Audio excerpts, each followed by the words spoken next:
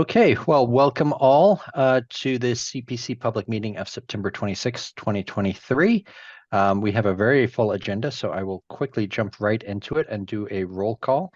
And so I will start in the order that people are on the screen. Eve. Eve Eisenberg, Select Board appointee. Thank you. Diane. Oops, I just lost us. Hold on just a minute. Okay. I'm sorry. It's okay. Now it says sign in. It's not. Well, Diane Proctor, Select Board appointee. And thank you very much. I'm going to be dark most of the time, but I'm right here. So okay. Thank you, Diane. Ed. Edward Larner, Housing Authority appointee. Okay, and John. John Kratzley, Select Board appointee. Nancy. Nancy Nelson, Historical Commission appointee. Great, and I'm Burton Flint, Select Board appointee, and we are missing two committee members, but we may be joined this evening by Sarah Grimwood, who is maybe just running late. For tonight, we are now in the marathon stretch of reviewing applications. We have 19 applications to get through in the next several meetings. We've asked each applicant to keep their presentation to 20 minutes. Ideally, we'll get through the presentation and questions in 20 minutes. And if we can keep to that schedule, we will get through that portion of our meeting in 2 hours. So that gets us to 9 o'clock, and we will have some additional items to take after that. For the applicants that are presenting, to the degree they were able to provide information at our site visits, there's no need to repeat that, and we can jump through other points or to respond to questions that maybe were raised by committee members during the site visit. And please assume that the committee members have given a close read to your application, so that you don't need to go through it line by line. And with that, hopefully we can get through the presentations and questions in 20 minutes. Again, if we do that, we're still at over 5 hours of committee time just to go through the initial presentations. And on that note, the order that we will go through is beginning with a presentation on the White Pond Apods from Delia K, then Hayward Meadow from Delia K, the Hillcrest Conservation Area with the applicant Delia K, and then we will go to the Concord Municipal Affordable Housing Trust with Keith Bergman presenting that, and the Concord Housing Authority with Jennifer Polito presenting that, and 51 Walden Street with Holly Kratzley presenting that. In order to keep on the schedule, I am going to try to hold things as best I can to 20 minutes, and if there are additional questions that aren't answered, we will move those to the very end of the meeting. So that we can stay on schedule to respect the other applicants' time, as it's not just the committee who has signed up to do this with their September and October evenings, but it's also the applicants. So I want to be respectful of their time. So with that, Delia, I will turn it over to you if you'd like to start with your presentation and any questions we may have. Thank you. Great, thank you so much. I'm here joined with Bert Comans, the Assistant Natural Resources Director, and I'll take the first two applications and Bert will take Hillcrest. And I'm going to try and move quickly just to be respectful of the committee's time. And starting with the White Pond APOD program. White Pond is a 40-acre Great Pond with a 113-acre watershed. About 51% of the shoreline frontage is residential. As you can see here on the northern and on the eastern borders, 38% is town, including the White Pond Beach parcels here and St. James Cove White Pond Reservation parcels here. And then 10% is a common open land that's associated with this development here. You can see the Bruce Freeman runs by the west edge of White Pond.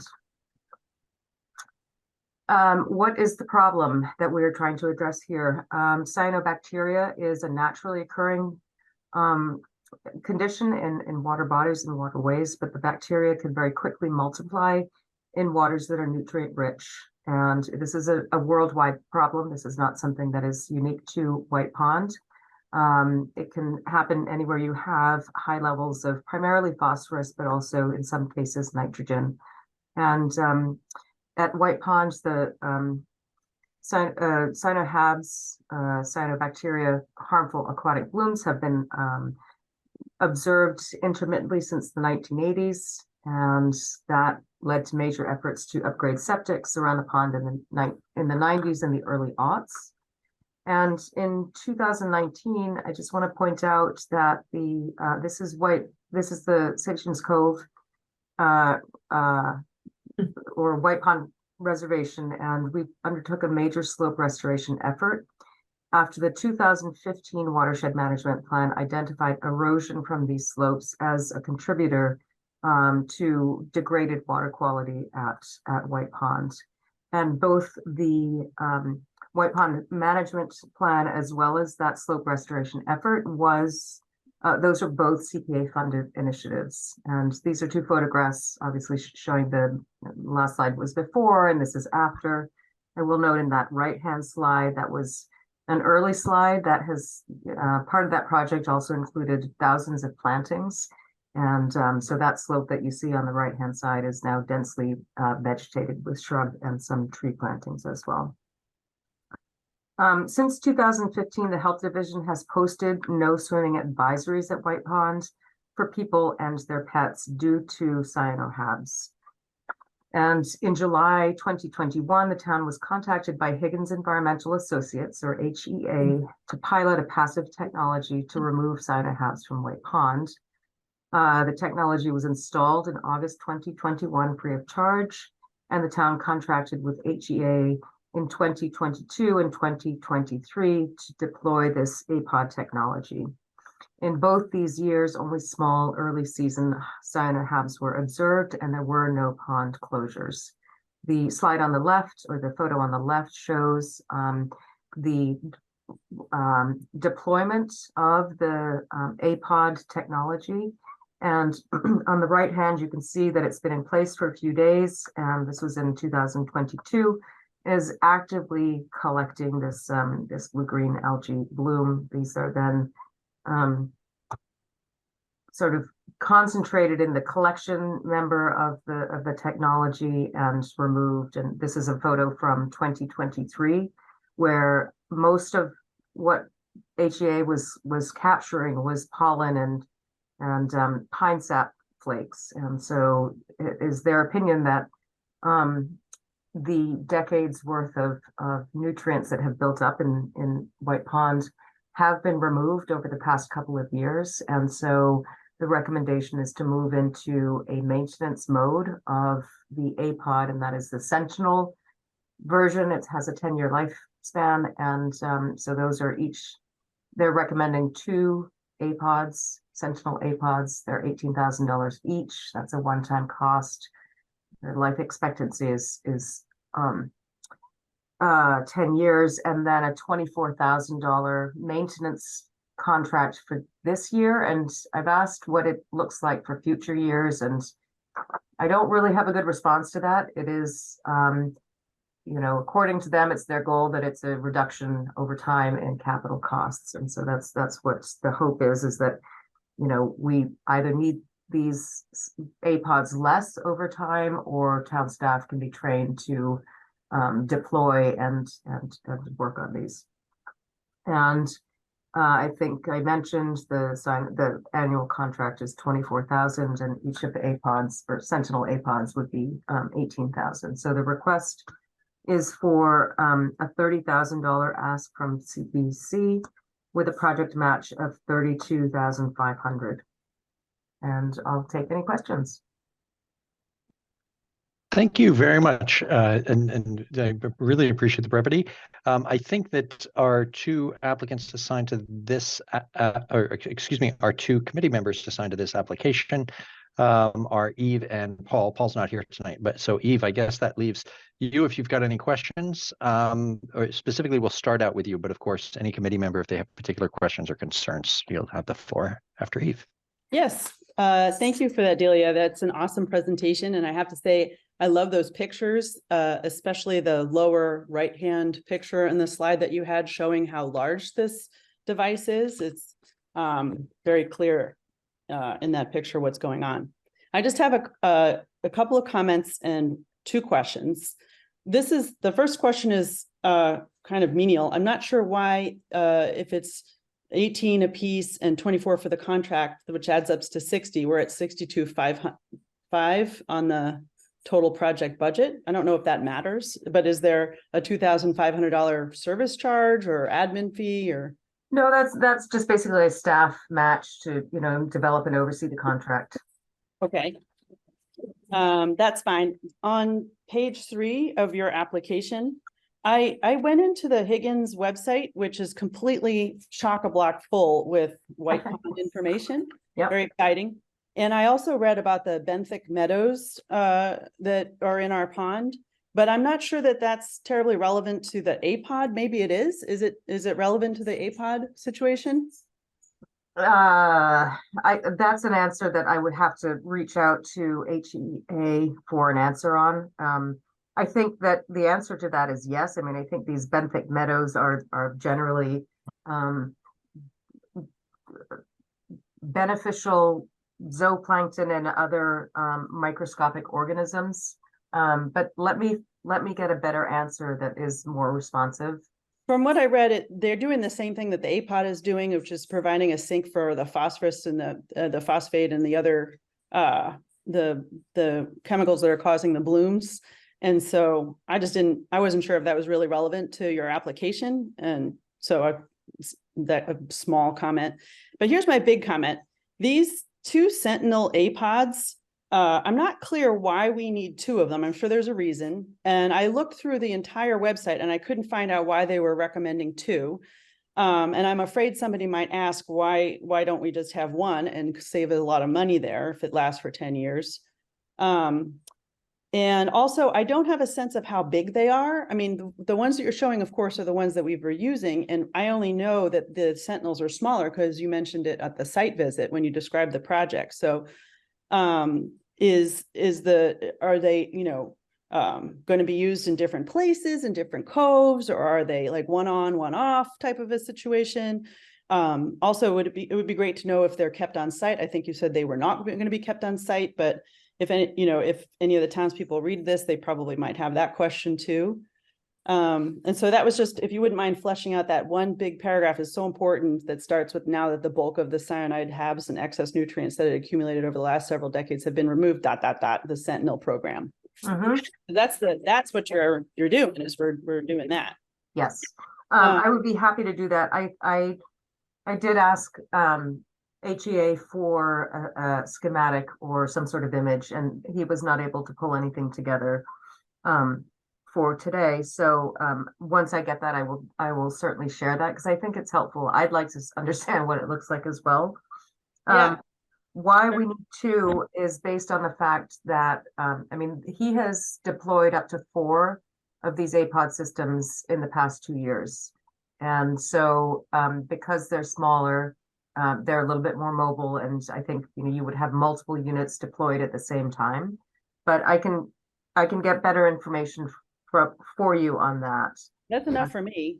I mean, I might like to know, since you described the pond, where they might be going. But if you not really sure about that, maybe that's. It's going to, one will definitely be at Thoreau's Cove, and the other one, it's based on, you know, the water movement in White Pond is generally circular. So the deployment is based on wind and water movement, and it's assessed by John Higgins, which is why we would pay him for this annual service contract. It is assessed by him where he believes the best location for these are. And I think we need to have a better understanding of that if we, town staff, are going to take on that role. Okay, that's good enough for me. I just have 2 more quick comments on page 4. Where it's site control. We had, I don't even know if this is super important or not, but we had a discussion at the site meeting about what the state was doing and what we're doing. And Jay, also, you're mentioning here that we carry 30 grand in capital costs to the town budget. Defend, I'm not going to do that. anyway, and I wasn't sure if that was for White Pond alone or for all the ponds, and then if the state is contributing any money to this endeavor. So the 30,000 is just for White Ponds. There is an additional 10,000 that is for pond and stream management. That is for beaver deceivers and other things like that that are just sort of spread across town. But this 30,000 is specific to White Pond, and no, the state is not contributing any money. Okay. I haven't asked. I had asked for years to have them fix the boat launch that was in such severe disrepair, and we knew it was contributing to water quality degradation of the pond, and it was just, you know, I mean, it's howling into the wind. I'm sorry to hear that. Here's my Yeah. final comment. R on page 4, the 4 sustainability principles. I just want to point out that you are directly serving R3, which is reduce encroachment upon nature, according to our little document here. Mhm. And feel free to say that. I mean, this is, you know, just locked up. This is exactly what we're doing. We're doing what our plan is aiming to do, which is to reduce our encroachment on nature with these things. And I think that's great. So that's it for me. Your map is a little hard to look at if you're in this application. I like the other maps that you've got, and I really like the map on the Higgins site, which has the concentric circles, so showing the depth and location of the coves as well. Yeah. So, anyway, those are all my comments, and I defer to Diane or whoever else is next. Thank you so much, Eve. Diane, you have your hand raised, so you're next. Thank you. Thank you very much. And thank you for, as usual, Delia, a terrific presentation. I have many of the questions that Eve has just asked were also on my mind.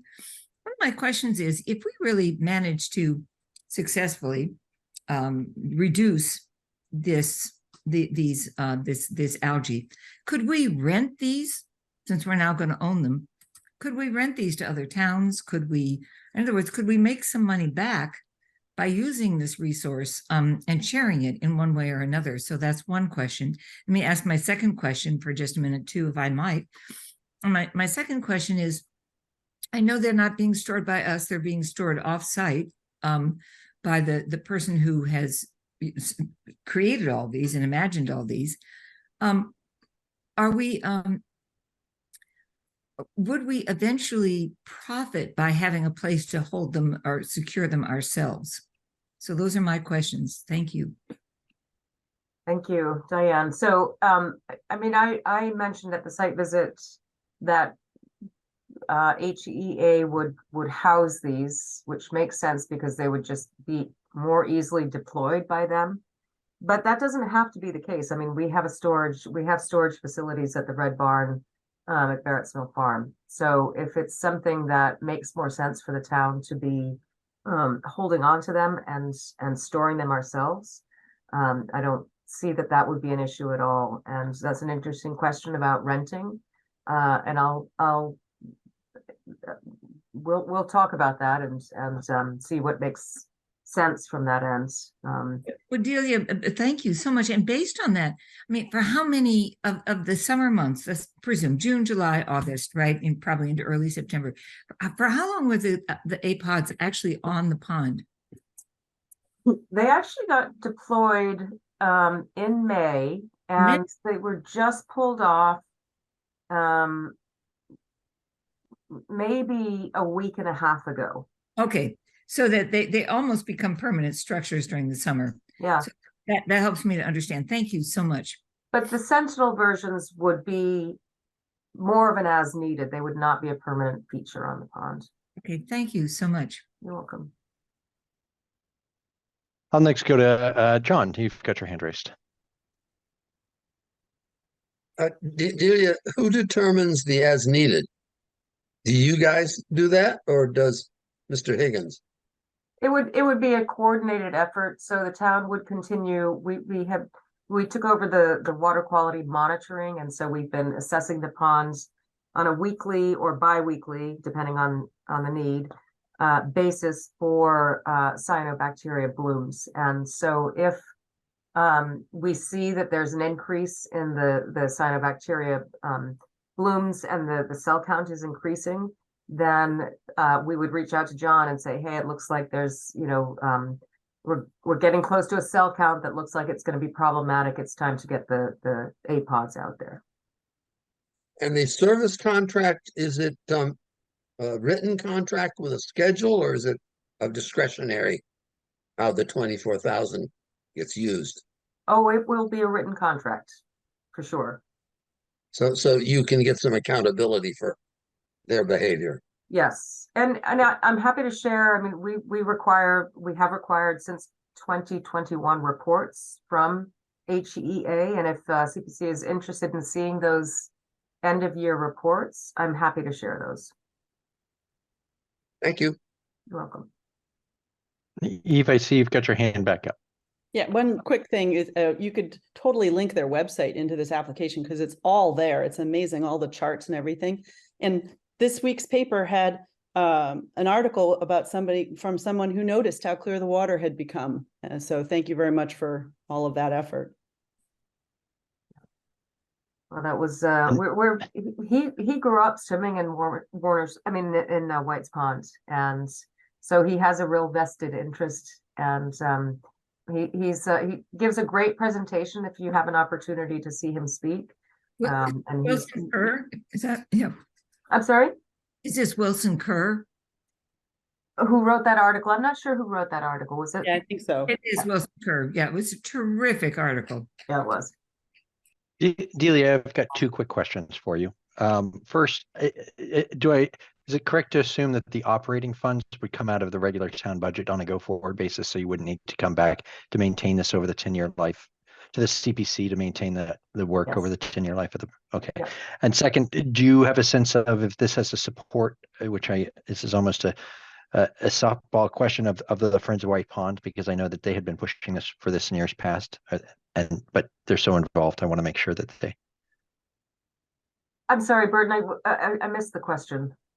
Does this have the support? You're continuing to use the APODs from the Friends of White Pond, who have been so involved in 100%, and if it would be helpful, I can Okay. get a letter from them. Well, it's think- good, just good to know. Good idea. Good idea. Okay, well, with that, unless there are any other questions, we will wrap up this one in 19 minutes. So we've already gained a minute. Thank you, Delia. But the next one is on you, and I guess you're welcome to use back your minute for your next one, which is this Haywood, I believe. Haywood Meadow, and this one actually I hope will be a faster application. So here is Haywood Meadow that is outlined in red. It is made up of a number of parcels bounded to the north and south by Lexington Road and Walden Street, and the meadow is bisected by Haywood Street, and it has Millbrook running in a westerly direction through the lower third of the meadow. And let me see. We've had a number of stone walls restored here at Haywood Meadow. The first was a 410 linear feet of stone wall along the east meadow where the gun house is. Where's my mouse? The gun house is here. And in the west meadow, there was restoration of a 200-foot section of wall here, and that was completed in 2016. Sorry, the first phase was done in 2013. And then when this wall was being reconstructed, there's a curve on this wall that did not exist historically here. And so in 2020, we completed a 75-foot extension of the stone wall here to match what's on the other side here. So they look similar as you're driving. And now we have a newly identified wall that is generally in this location here. And just want to show you, I didn't put in any of the pre-photos, and I probably should have, because this stone wall was a pile of rubble when it was restored. That was the first phase, that was in 2013, and it's pretty spectacular. This was the second phase And we included the addition of these stone steps that enter into the meadow, which now allows people to walk through the what we call the West Meadow, closer to town, which nobody ever did prior to those stone steps being constructed. And then this is the extension. The wall on the gun house side of the meadow had ended about, well, probably right about here. And so we extended this to match what's on the other side. All of those were CPA funded projects, and we are now looking to do a similar restoration. This is a concrete capped stone wall that we just, you know, it wasn't really connected to anything else. It's close to Millbrook. We didn't include it in anything, but when we were doing some invasives removal along both sides of Millbrook, actually both sides of the meadow, we noticed that there's quite a failure of the stone wall here, and this is retaining. So this failure is occurring right about here, and the concrete cap has split in the vicinity over here. This is a sidewalk, and that retaining wall is retaining the sidewalk. So we do feel that there's a critical need to replace that stone wall sooner rather than later. And this would be a 50-foot long wall section of removal, and it would be similar to the other Haywood Meadow walls, restored to a mid-17th century dry laid stone wall that would be in keeping with the historic character of other existing old Concord stone walls. So the request from CPC is for $60,800, a match of $12,500, and that would be for contract development and oversight, as well as construction oversight to make sure that, you know, for example, the base stones are laid in an appropriate manner. Make sure that the stone that is being brought in, which we estimate is about 20 tons of stone that has to be brought in, that it matches what we want. We don't just want any stone coming in. We want it to be similar to what we have in the rest of the meadow. And so the project total for this one would be $73,300. Okay. Thank you very much for running through that. Delia, I presume you're all done? I'm all set. Thank you. Okay, all right. And our two committee members focused on this are Ed and I believe Nancy. So Ed, I'll kick it to you first. I was a resident, at a housing authority for quite a while, and this small area was wonderful.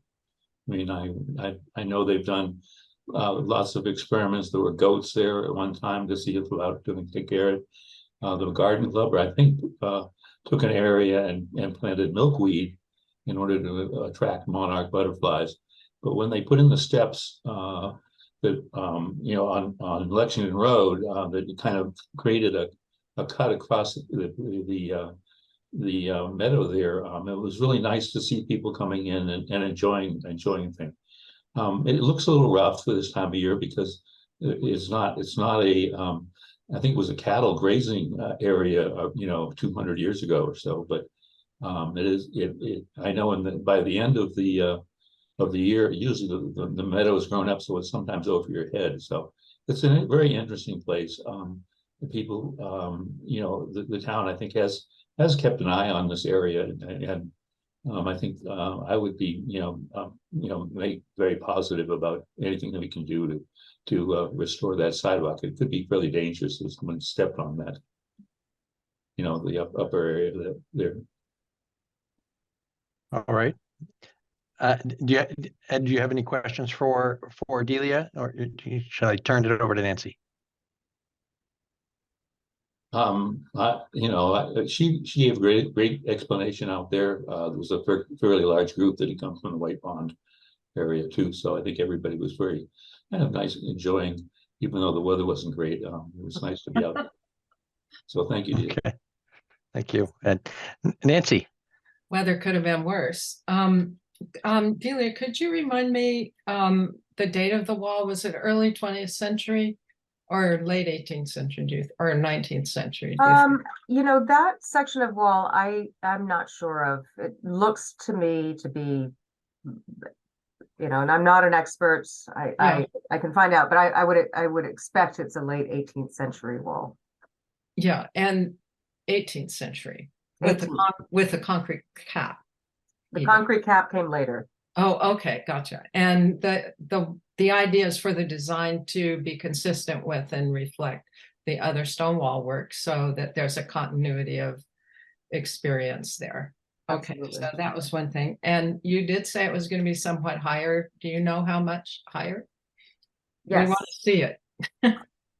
I can have a drawing made up. If that is something that the committee would like to see, I would be Okay. happy to do that. And I do you, would be happy to have somebody do that. I'm not Well- capable of doing that myself. So the wall would I'm be just very happy nice. that it's going to be more visible and it's going to Yes. be more in keeping.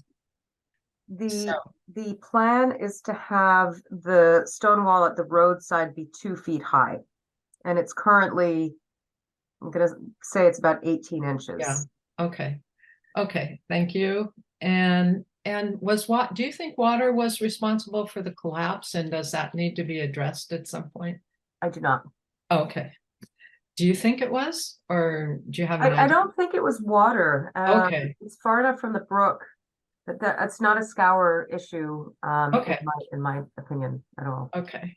And then I was really happy to hear you talk about the similar stone, because I know of some walls further out, not in Concord, when new walls were put in, they were modern stones from Connecticut. And so I think it really is important to have that vigilance about what you're getting on your property.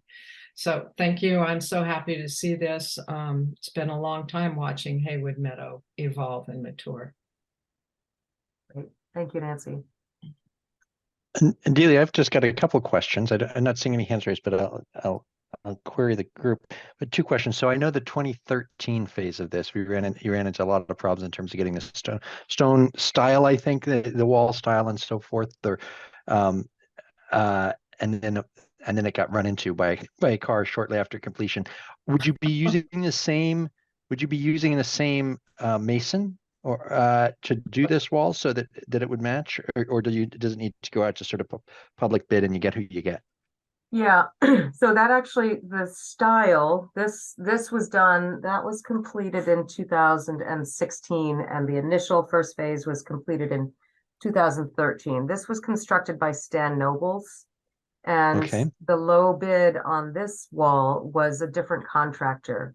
And so that was a very challenging project to get completed. Oh, it was the second phase. I'm sorry, the second phase. It was so challenging. Okay. That was the second phase, right? And then the extension here was also constructed by Stan Nobles, and it does have to go out to bid. My hope is that the low bid will be Nobles And construction. I mean, I've got to assume there are other factors that go into play. I mean, Yes. okay. So right. the other factors that would come into play for something like this is they have to have demonstrated experience with historic wall reconstruction.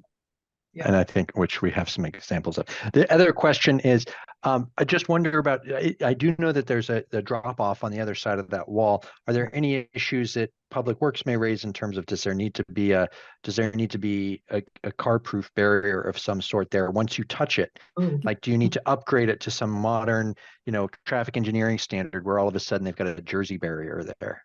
No, in fact, this section of wall here, the extension to the gun house side of the meadow, that was very closely coordinated with Public Works, and their feeling is, so if you recall, there were stone bollards there was a granite retaining wall that was in place here that ended the historic stone wall. Mhm. And then here there were stone bollards because there's a fairly substantial, it doesn't look like it here, but it's probably a 3 foot from top of slope to Okay. bottom of slope change.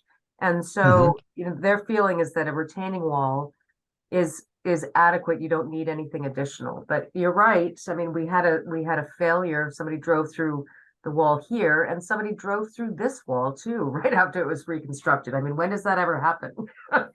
Happened to both walls. So hopefully that's Right. not a magnet for cars to come and do that. Okay. Wall. But at the end of the day, you think even though this wall down there is only going to be maybe, I don't know, 12 inches to 18 inches tall, that there won't be any issues raised by DPW where they'd come back and say, oh, we need you to add, I don't know, a Corten steel barrier or something like that. No.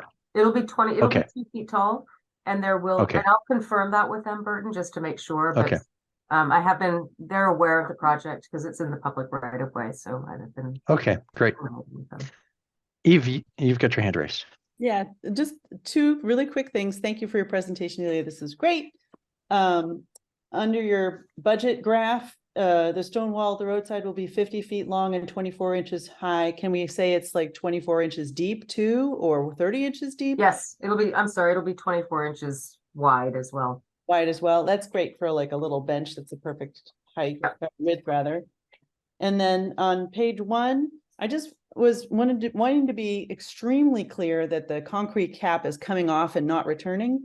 So I would recommend we propose to remove the existing stone wall and concrete cap and rebuilding it with existing stones as well as weathered stones, just so that everyone realizes that even though the pictures show a concrete cap, that's not happening anymore.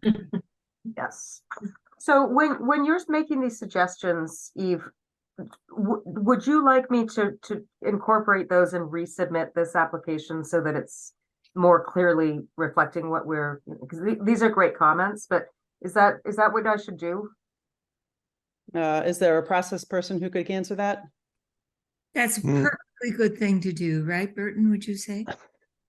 Gosh, I wish I was more of a process person. I think it would be that particular one. I think would probably be helpful and relatively easy to do, right, Delia? I mean, just that's essentially one more line in the application, and we'd certainly welcome that. Okay. And if you have thoughts on that from a process perspective, Maybe it's enough that I just said it here. Yeah. Or maybe just a one-page amendment, just for clarification, rather than redoing the entire. Right. Yeah. I think, yeah, Delia, whatever you find is easiest. It's a simple concept and it's a good thing to note. And however you'd want to Okay. update the application would be good. Will do. Okay. Thank you. And Okay. Hey, Diane, please. Thank you. And again, Delia, thank you for such a terrific presentation. I have heard from people who build stone walls that there's competition among the stone wall builders in Concord. Sure. When you're picking, when you're trying to discern to whom you're going to give this contract, do you lean on historical precedents, people who have done it before, or do you lean on the least costly one? I mean, how do you make that discernment for people who might ask? yes, so it's a combination of the two. So this would go out as a request for proposals that allows for comparative criteria to be considered. So if it was just a straight bid, you take the lowest bid and that's it. But because there's obviously sensitivity about how this looks and they're using the right stone, we do it as a request for proposals and we include those comparative criteria that they have to demonstrate, and it has to be the best demonstration of the capability of constructing a wall that is a historic stone wall that is in keeping with the character of the other stone walls in the meadow and in town. Okay, thank you. Do you have a committee that does this, Delia, or does the Natural Resource Commission do this, or how is that bid actually offered to people? That would be Bert and I. And then, so we would draft the bid, it's reviewed by finance. Generally for, larger or complex projects, we have a review panel that is, would consist of staff. So Bert and myself, as well as, members of the Haywood Meadow Stewardship Committee, have been involved in this process as well. Okay, thank you so much. Of course. Okay, let me ask, do any committee members have any other questions? We can move on to the, great.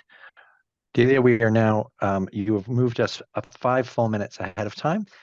So thank you very much. And I think I will turn it over to Bert Cummins for Hillcrest Conservation application. Hello, everyone. Bert Coleman's Assistant Natural Resource Director for the town. I will be presenting the application for Hillcrest Conservation Land. Just give me a second to share my screen.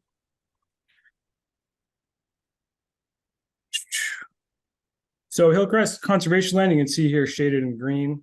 It's approximately 6.5 acre piece of town conservation land acquired by the town in the 1960s. You can see it's largely bordered by private properties, and then Kennedy's Pond to the west, just across from the old rifle range conservation land. And where it abuts here, where you can see at Hillcrest Road, that is where it's historically been accessed. It's really the only access point for the property. There was a set of steps built there in the 1980s by as an Eagle Scout project. And this application will be for survey design and a construction estimate cost to replace those steps. And this is along with our co-applicant community group, Friends of Kennedy's Pond, who are dedicated to stewardship of Kennedy's Pond, so of course have an interest in these trails. There is a trail system, as you can see in black here. It's an out and back, but it goes out to Kennedy's Pond through a really nice piece of conservation land. So for project goals, our first being safety. As you can see, these are the steps that are in place now. Just a set of logs, really. They might be old telephone poles, they kind of look like, dug into the hillside. And then there's some metal U-channel that you can kind of make out here, that are dug into the ground downslope of those to hold them in place. So over time, those have, of course, deteriorated. They've been there since the 80s. They're currently in an unsafe condition. Some soil has washed away. They're unstable. And in some places, this U-channel is actually sticking up. So that's a tripping hazard. And as I'm sure you saw on the site visits on Saturday, which unfortunately I was not able to make. So if I'm repeating anything, I do apologize for that. Very, very steep here off of Hillcrest Road. Steep slope, so that just sort of adds to the hazards of these existing steps. So our next goal would be accessibility, because they are unsafe now. It's really limiting access to the property, to the trails. You can get down them, but for anyone who even has the slightest difficult time walking or getting around, it would be very, very challenging. So by replacing these, we'll increase accessibility to the property to get out to Kennedy's Pond. And we would also be looking at making something that's ADA compliant. Whether that's possible or not, we would have to figure out in that design process, but it's certainly something that we'll be looking into.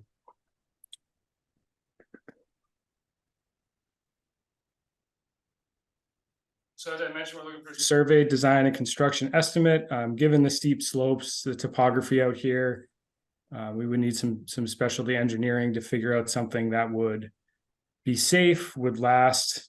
It would make sense. And again, that ADA compliance, something we'd be looking for as well. Another thing that we would include in that is removal of the existing steps. There'll certainly need to be some stabilization measures taken to put in there, because again, those steep slopes just make this a challenging site. So I'll keep this very brief, but that is the presentation I had, so I'm happy to take any questions. Thank you so much, Bert. It was very helpful pictures. We weren't really able to get down and look at it, so it's good that you were able to do that. Our two committee members who will have questions for you are Ed and John. Ed, you've got your hand raised, so you get to go first. They described the slope as in excess of a 1-to-1, angle, and just nobody went down. It was because it was very treacherous. Do you think that maybe putting in stairs instead of steps, raised above the ground? It looks like the ravine down there was filled in when they put in Hillcrest Drive, and so I mean it's I just see anything going in there, you're going to have to put a lot of fill or something like that in order to make it available. The Kennedy Pond people were very nice, and they're very, very happy or enthusiastic about being able to, I guess they're talking about their kids that live up there being able to get over to Old Marlborough Road and so forth to going through the gun club. You know, so they wouldn't, I think they said, the kids would not even have to be on any streets at all, but, these are good goals, but I just think the feasibility of replacing these steps really is difficult without having some kind of raised stairs, you know, stairs going in. And I don't know how you'd make them ADA compliant if it was just stairs. Right. Yeah, so I think ADA compliant here will certainly be a challenge, right? And we'll have to see if that's even feasible. But I would agree that steps might also be challenging. So some sort of raised stairs could possibly be the outcome. But we would have to see that from engineers designing the project. But I would agree that more steps dug into the ground might not be the best option. But again, what we would have to see in that survey and design process. I'm familiar a little bit from California on the coast where they have these mesas that are maybe 30, 40, 50 feet above the beach. And they generally put in, you know, stairs that, you know, go back and forth kind of. I mean, it's not just a straight down, but it allows people that are with normal walking ability to get down there. I've never seen anything that was compliant with ADA. Mm-hmm. Right.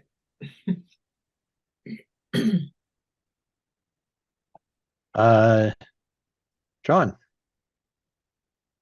Yeah, couple questions. The funding that you seek would be available after the next town meeting. Would you then plan to proceed in the fall of next year after town meeting? Yeah, I think that would be a good timeline for this. I think next fall would be good. Okay, Next fall to start the survey and design. Yes. okay. And when you do the survey and design, it sounds like it's not just exclusively in your department, but you would be using outsiders, is that correct? Like an engineer? Yes, that's correct. So We you'd be hiring outside. you'd be contracting. And is that put out to bid or is that discretionary on your part? Yes, I believe that would be put out to bid. Okay. And so the engineering input would help you create the RFP. Is that the last step? Yes. So the RFP to construct something in the future. Yes. Yes. Yep. Yeah. So weren't sure what that would cost to build that. So that's why we wanted to put that in there so we could get an idea of what to go for. And do you think you'd return in another year to fund the actual construction? Yes, I'd anticipate that we'd be coming back in a future year for the construction of whatever is designed. And so is it too early to tell? I guess listening, it's too early to tell if it'll be stairs or steps and Yeah. whether there'll be a railing or not. Right. Yeah, I would say it's too early to tell that. I think a railing would be very likely, or maybe I shouldn't say that, but it's too early to say on that. Yeah. I would say, I think you're right, Bert. I think the railing would definitely be involved. Yeah. Yeah. Thank you. Okay. Thank you for your questions, John. I'll go to Nancy, please. I'd just like to pile on to the accessibility and the design of the solution. I'm thinking a lot about White Pond and what was needed in terms of switchbacks and what have you. As a kid in Southern California, we slid down those hills, but I don't think that's going to work.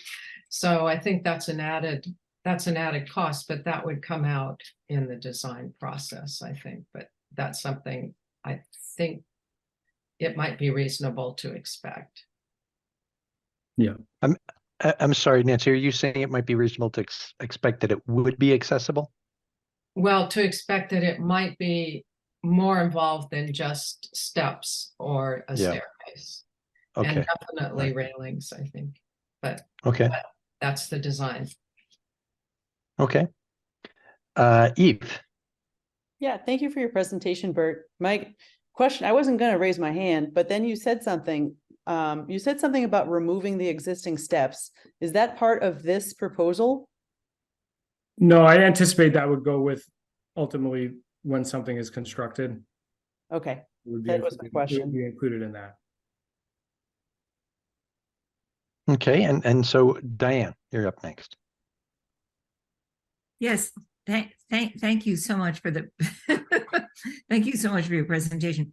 In the opening project summary, you say for survey, design, and construction cost, estimating services to replace stairs, used, et cetera, et cetera. Funding is requested for the open space and recreation categories. So you're expecting, according to your request, to require no more than $72,500 to do this. You're not expected to come back. And I heard you, Jay, a moment ago, well, we might come back for more funding, but that's not what your application says. It says you, and just to repeat the language again, it is for survey, design, and construction costs. Now, I think that having tried that slope, not this year, but last year, and having Burton used a winch probably to get me back up because it was a declivity that was considerably abrupt. I think that the notion of trying to make this ADA compliant without using a lot of the land around it to create a more gradual declivity as you move down the area is really unrealistic at best, Bert. That is a really very steep area. And so I'm wondering about whether the NRA and I mean, whether our Natural Resource Commission can build something that is not ADA compliant. What kind of what kind of exception is you're going to have to apply for, and what kind of constraints you might face in creating that. So those are a couple of questions. Do you really mean these would cost the construction cost? Does it really mean that it could really be ADA compliant, et cetera? So I'll now lower my hand and hear what you have to say. Yeah, so I guess I should clarify, it's for construction estimate costs, not to actually build the stairs. That's not what it says. Okay, so I guess we'll need to revise that. It does say construction cost estimating services. Well, it depends on how you read that sentence. You're right, but go ahead. Just an So to be clear, and so Bert, this is for the design and evaluation, and shovels in the ground come later. Okay. Yeah. Okay. And then to answer your question about ADA, I would agree that it might not be realistic to expect that you could have an ADA compliant steps or stairs here, but it's something that we can certainly at least look at. Make that effort to look at it. Well, So I respect that very much, Bert. I just think that you need. I think there's maybe some legal issues here about whether you can put town money toward the construction of something that isn't ADA compliant. Just kind of what constraints exist, and I would really rely on other people or you to explain that to us.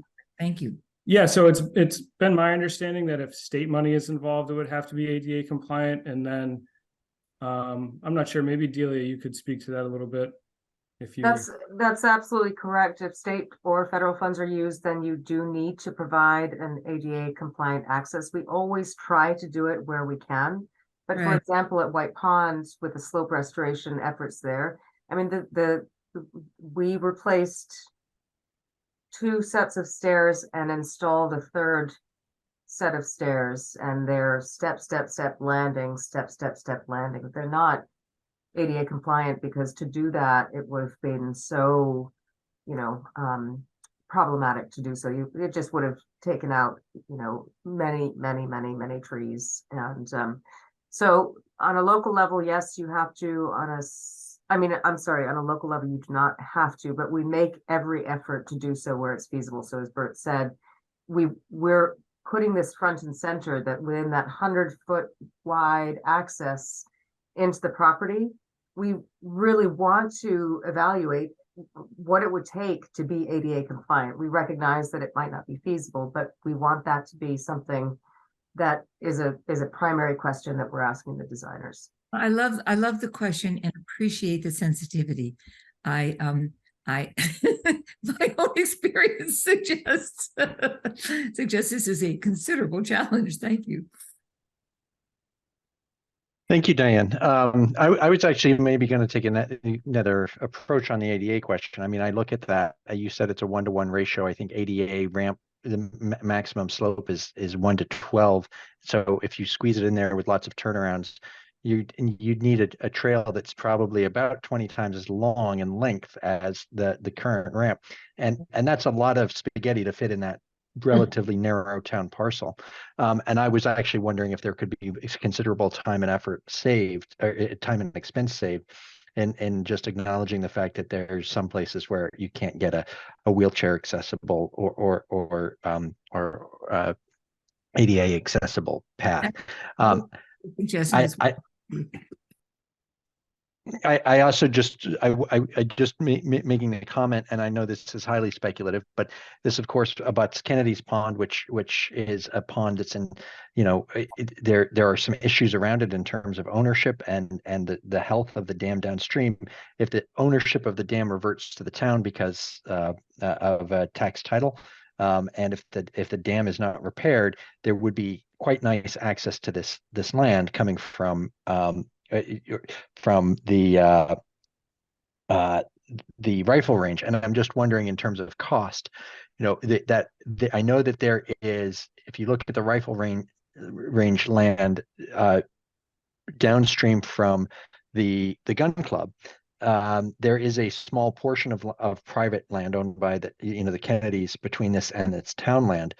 But if the pond were just very slightly lower, it would seem that for probably about what it will cost to survey this, you could put a pond to access this property there. Not that can happen, and we can only speculate on it for the time being, but it just goes to show that I think that there might be easier access that would be more feasible to have accessible access in maybe it's the next decade or 2 decades. And Delia, I know you have a very long range view of things. And I would suggest, the focus on just making a path that has the least impact on the natural resource there. Anyway, more of a comment, not a question. Ed, you've got your hand raised. Yeah, just a comment.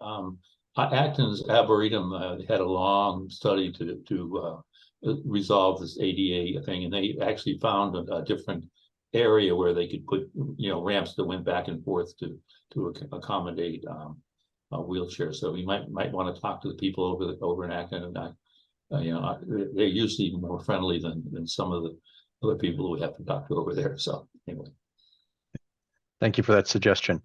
All right, with that, we are right back on schedule, more or less, and that means unless anybody else in the committee has further questions for Delia or Bert, let me put my hand down.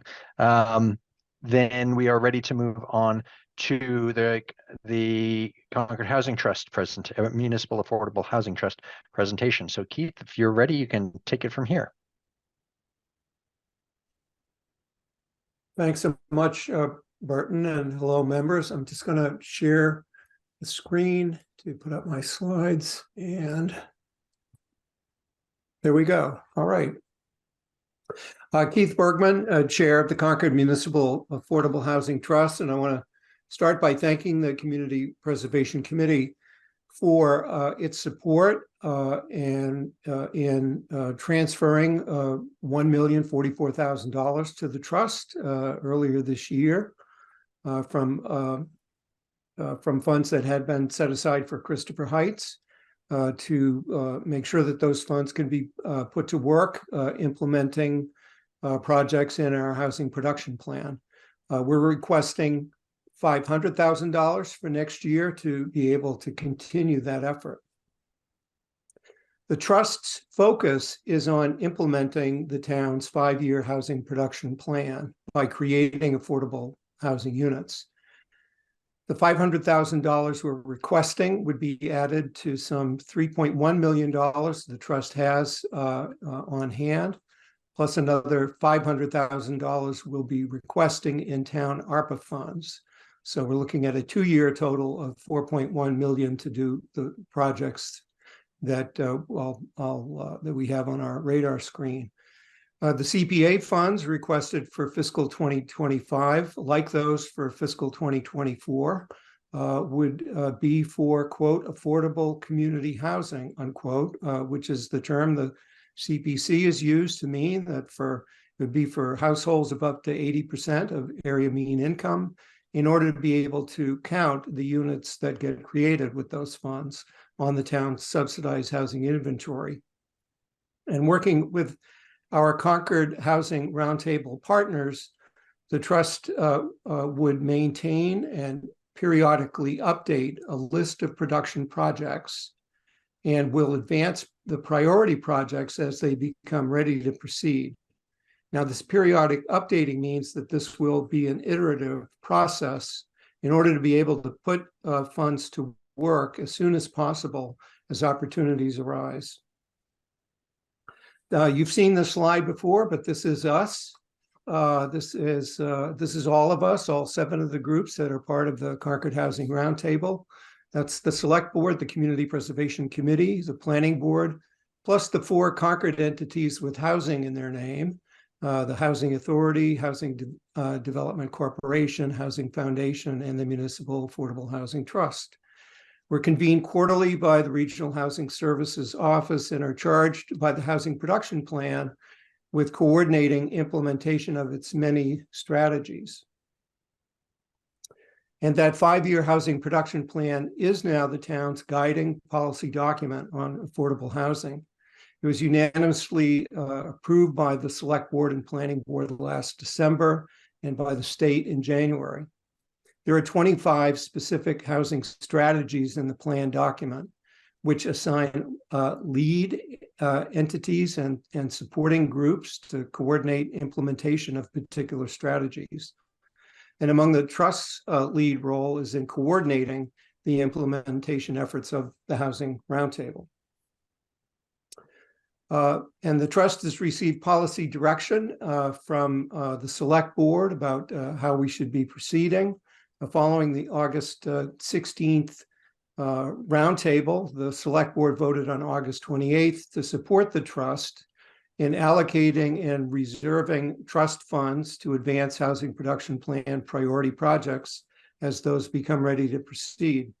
The Select Board also voted to encourage the trust to pursue additional funding to implement those strategies by applying both to the Community Preservation Committee for CPA funds and to the town for ARPA funding, which we're doing, and to continue to pursue the state for real estate transfer fee and building permit surcharge to fund the trust without relying on the property tax in the long term. And as you probably are aware, all eyes now are on Beacon Hill to see what policy provisions are going to be in the housing bond bill that Governor Healy will soon file. And we're hearing hopeful signs that there may be a real estate transfer fee that's included in that package. So to move forward, the trust has developed procedures for maintaining and periodically updating the list of priority projects with our roundtable partners, and written guidelines for priority project sponsors who are invited to apply to the trust for funding on a rolling basis as each project becomes ready to proceed. We've used CPC's grant procedures as our model. You may recognize some of the documents up here. And we circulated a draft of our docs to the roundtable partners and in fact adopted our procedures and guidelines at our meeting earlier today. This is a snapshot as of September 2023 of what the priority project list looks like. It includes ones which will be beginning to advance this fiscal year.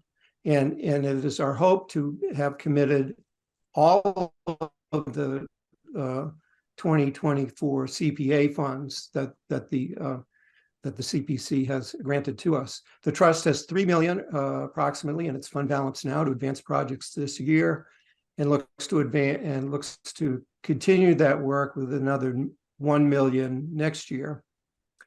Uh, Among the projects that which we might advance, just to highlight a few, are the two projects from the Concord Housing Development Corporation.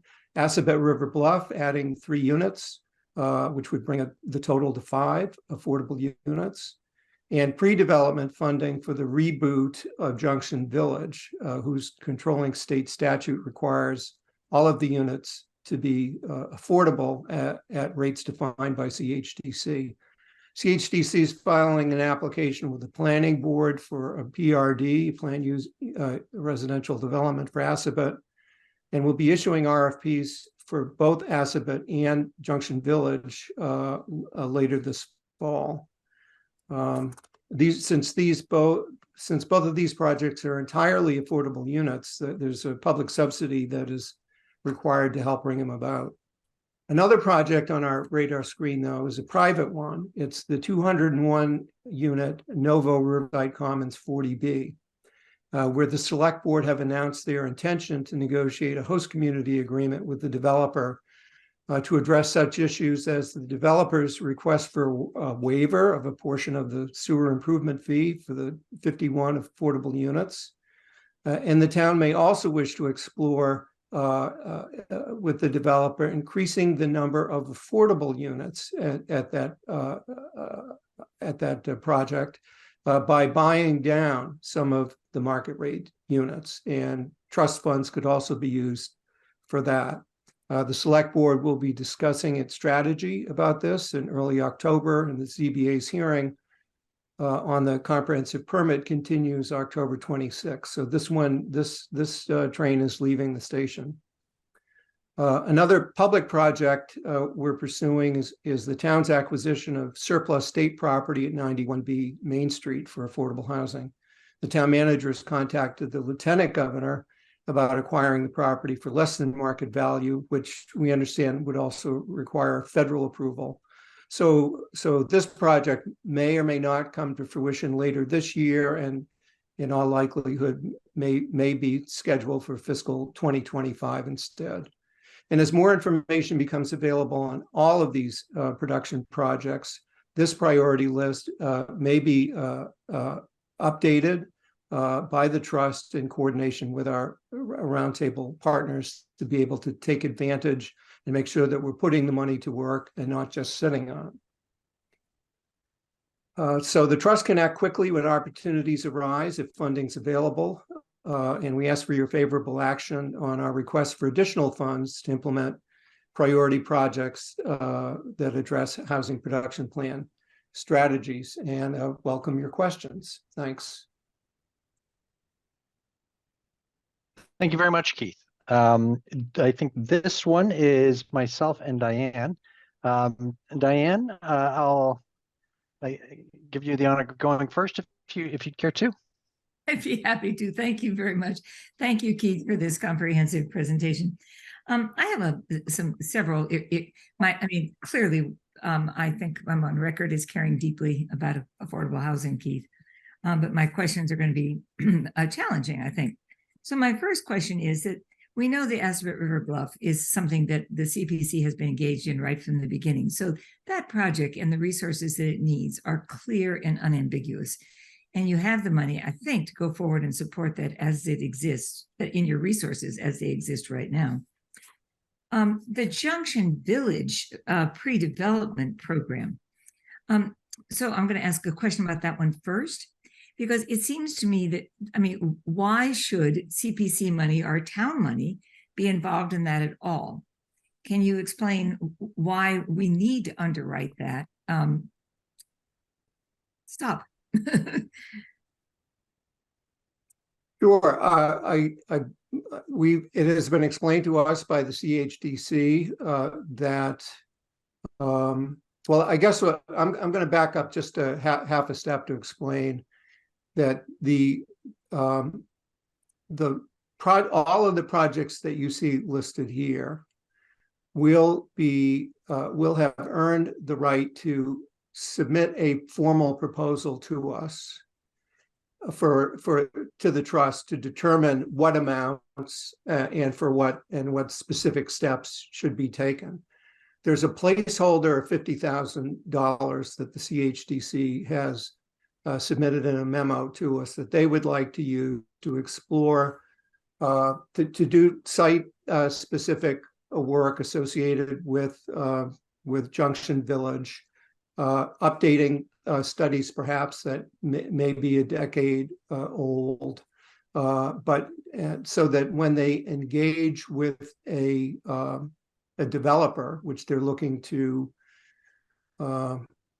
find through an RFP process a few months from now, if there are expenses that fall upon the owner of the property to provide about the site, that there would be some funds that would be available for them to draw on. So what that specifically will look like in their application, we will see when they submit an application to us. But for right now, Junction Village is on radar screen, and facilitating Junction Village moving forward in some fashion is of importance to the trust, but we do want to see precisely what the CHDC would intend to use the funds for. I understand that, Keith, and that's terrifically stated. Let me just go backwards and say that when Junction Village, which we continue to call it, but Junction Village has been on the radar, for housing development, I think in the town for over a decade now, maybe a little bit more than that. 2010 is when the statute passed, authorizing the CHDC to require it. Right. So this has been a long-standing discourse, has it not been? And we came very close to moving forward, and then we didn't. With a different project. So one of the things that I heard during those many discussions is that there was not a really very thorough evaluation of the ground, the condition of the ground around it. Was it polluted? What kind of metals were there? All sorts of questions that I think any sound developer is going to have to try to understand before it invites any kind of familiar housing to be built there. Is that not, and you just have to help me with this, Keith, is that not the responsibility of the developer? In terms of looking at all this, is that not something that a sensible developer would automatically need to look into, him or herself, as they move forward on a project? Does that make sense to you? Well, it would, except that we're dealing with I think there are certain obligations on the owner as well. There may certainly be risks that need to be assumed by a developer in proposing to develop the site. But in the final analysis, it's the CHDC's property. It can only be used for affordable housing. And if they're really serious about developing it for that, they ought to be very clear that it's capable of being developed for that purpose. And if, so it really, I guess it comes down to how much money do they need and to do what? And the they is the housing development? Is the applicant the CHDC, who I don't see on the call. And not the developer themselves. Okay. Now on the Novo Riverside Commons, I know that there is we've certainly heard. I'm sorry I missed the meeting last week. My husband had some eye surgery and therefore I was unable to attend. So I may be not up to date, Keith, so you may have to help me with this one. But on the Novo Riverside Commons 40B, this is considered, I think, a friendly 40B. The work that they're doing seems to me environmentally sound and thoughtful. From everything I've heard, this is a very productive move on for an advantage for the town. There are two things that you mentioned here. One is the perhaps defraying their request for essentially improvement. Yeah, for sewer stuff. We're not even sure that can happen, but nevertheless, the sewer stuff. And then the second is a buy down to try to take some of those apartments. Now, at my last conversation with him, and I said I could be entirely outdated, those are rather exclusive communities, apartments that they're building beyond their 25%. And that would be a very expensive effort how would you justify, were the town to say, look, we just have reasonable limited numbers of funds, how would you justify spending money on that buy down as opposed to spending the money someplace else? Sure, excellent. Let me just say the simple math. If the cost of the buy down is less than $700,000 per unit, it's more economical than some of the projects that we have in front of us. Well, we would, Assabet's going to end up being $600,000 per unit if you all in, with $1 million to buy it and $2 million to develop it for 5 units. So it will come down to what is the rate, and so the select board will be meeting in early October to begin to strategize about what negotiations they would want to do with the developer for a host community agreement. And the two things that I've mentioned here are among a menu of things that could be a part of that agreement. The comprehensive permit application filed with the Zoning Board of Appeals has a long list of waivers to town zoning and regulatory provisions that the developers requested, and one of them in there is a waiver of the portion of the sewer improvement fee that would be borne by the 51 affordable units. So he's asking for that. They are asking for that in writing in their application. However, the ZBA cannot grant it because there's no money. It's unlike, some communities, some that I've worked for, routinely would waive sewer hookup fees for affordable housing projects. And you can do that if the sewer enterprise fund is not exclusively funded by users. If it is a significant portion of the funding that is paid by the town itself by diverting room tax revenues or some specific funding source, or if there's an annual appropriation at town meeting to defray to subsidize the sewer as a good for the community and economic development. So in Concord, it's only the users that pay. So the only way to waive the fee, if you will, would be by coming up with I would dare I say, public funding source to take the place of what the fee would have been. Keith, with a couple minutes remaining. Trust can be that, yeah. And Diana, if I could just jump in and ask a couple questions. We've got a couple minutes remaining. Would that be okay? Of course. Okay. So Keith, I've been really pleased to see the coordination as you showed on the slide amongst the various housing groups. I was surprised to see then the funding request from housing represented about 65% of our total funding that we awarded last year. We talked about maybe keeping at that level of about 30%. I saw that there were a number of things that were funding CHA initiatives and CHDC initiatives that you've got, and then especially in the reserve things. Sort of cutting to the chase, there's no way we can, it's up to the committee, but I would be surprised if in this cycle where there's so many demands associated with the 2025 initiatives around town, we were able to come anywhere near to 65% of our total funding being awarded to housing.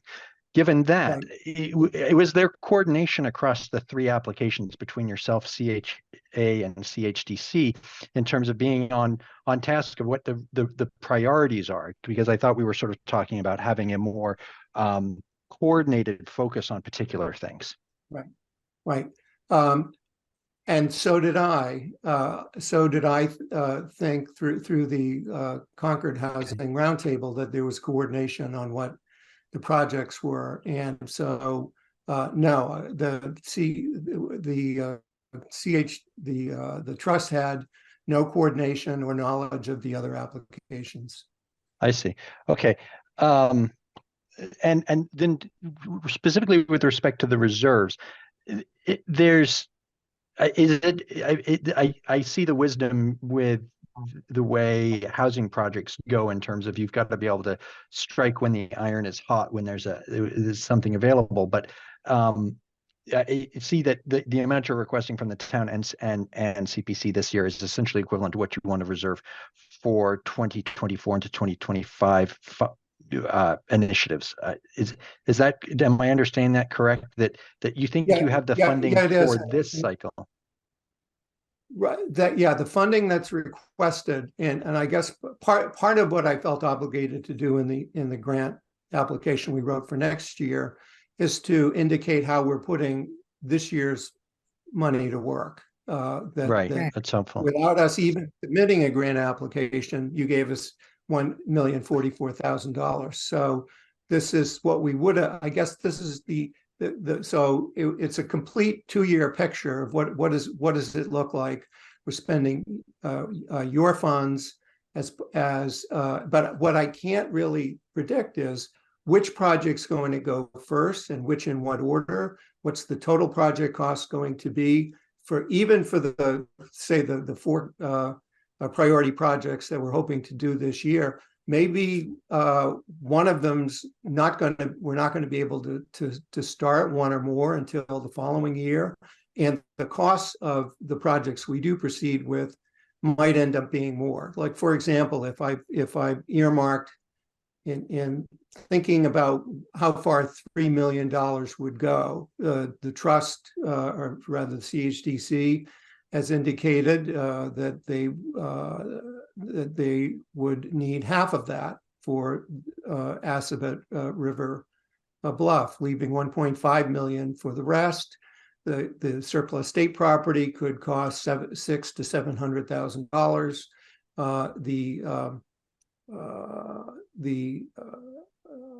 It's hard to predict what the cost of the Novo 40B host community agreement would be.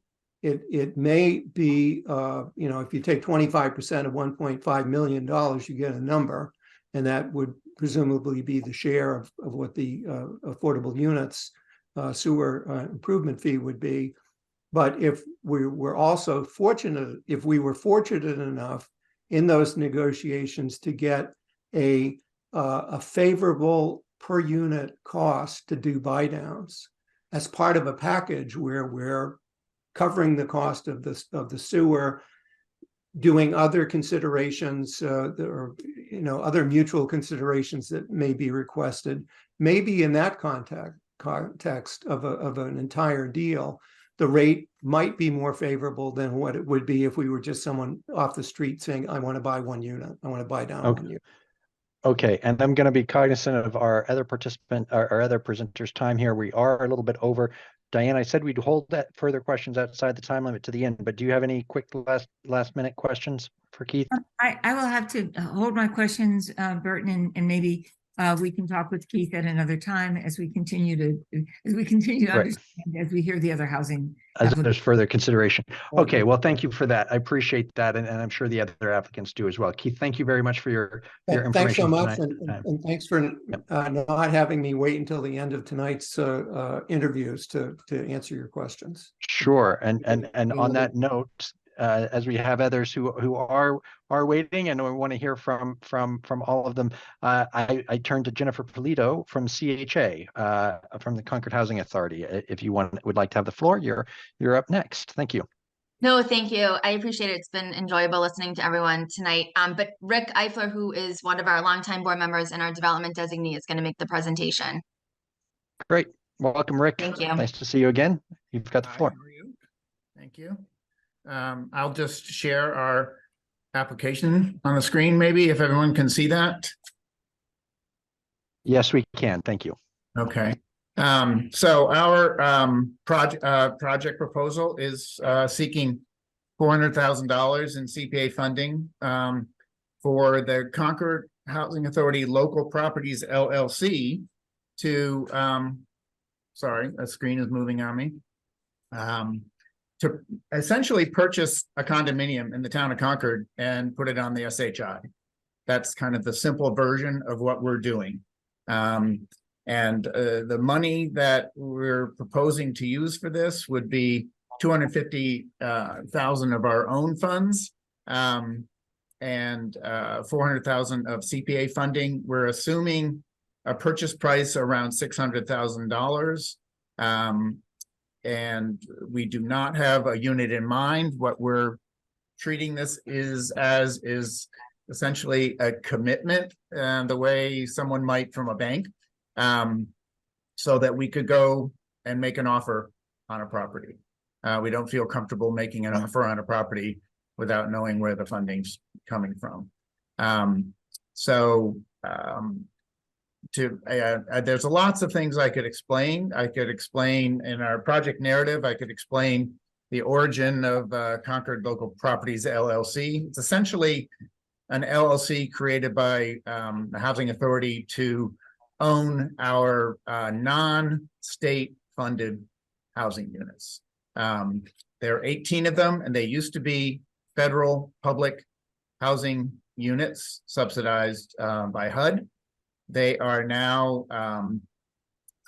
locally owned and funded with housing assistance payments from HUD under their project-based voucher program, which is very similar to Section 8 tenant project-based vouchers, except in the case of these vouchers, the assistance stays with the unit. With tenant-based vouchers, and the Concord Housing Authority administers 89 tenant-based vouchers as well.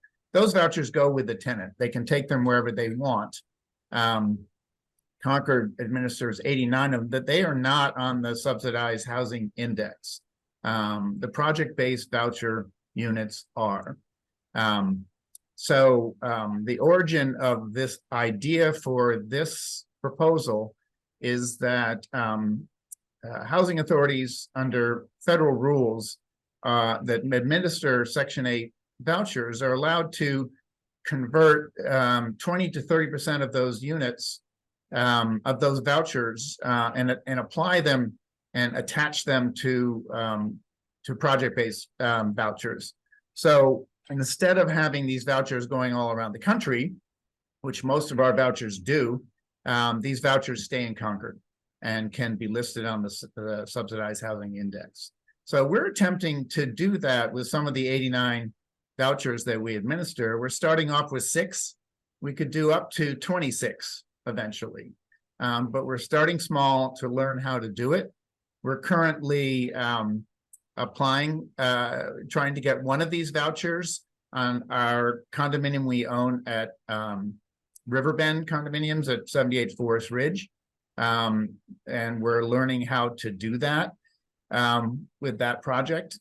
We also intend to do that with our existing house on Commonwealth Avenue, where Habitat is building a house next to ours, funded in part by the CPC. And that's a whole nother thing that we could discuss, what's happening to that money. And we're also intending to use this concept on 406 Old Marlborough Road, which is a Concord Housing Development Corporation.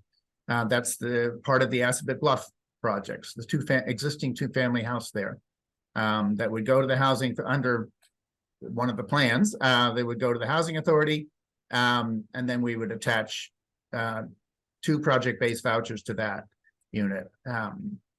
So we're attempting to, rather than build units, which we have found to be too expensive, as you know, on the Commonwealth Avenue project, we're running well into the 700,000s on project budgets, and we could not make that project fly with us building it, so Habitat is building it. We're only using $60,000 of CPC money now instead of the 300 that we were allotted. We'll be returning 240 eventually to CPC.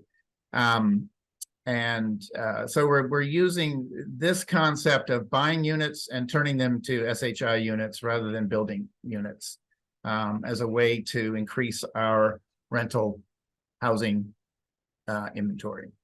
I could add more details to wherever you. I think we've got the details of the application. I want to just say, Rick, you buried the lead, which was that you're returning 240K back to CPC. I would have started with that. That's great to know on that project, though. I think we've had that information conveyed to us in the past. Let me just understand this voucher piece combined with how that discussion relates to purchasing the unit. Is it that you buy a unit and then these vouchers can be used so that the tenant is not paying rent when rent in that affordable housing unit?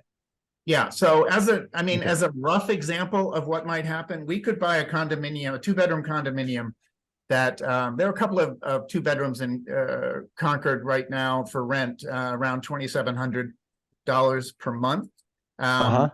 If we were if we bought that condominium, that hypothetical condominium, and attached a project-based voucher to it, we would then make it available to an eligible applicant that has an income 80% of the adjusted median income for this area.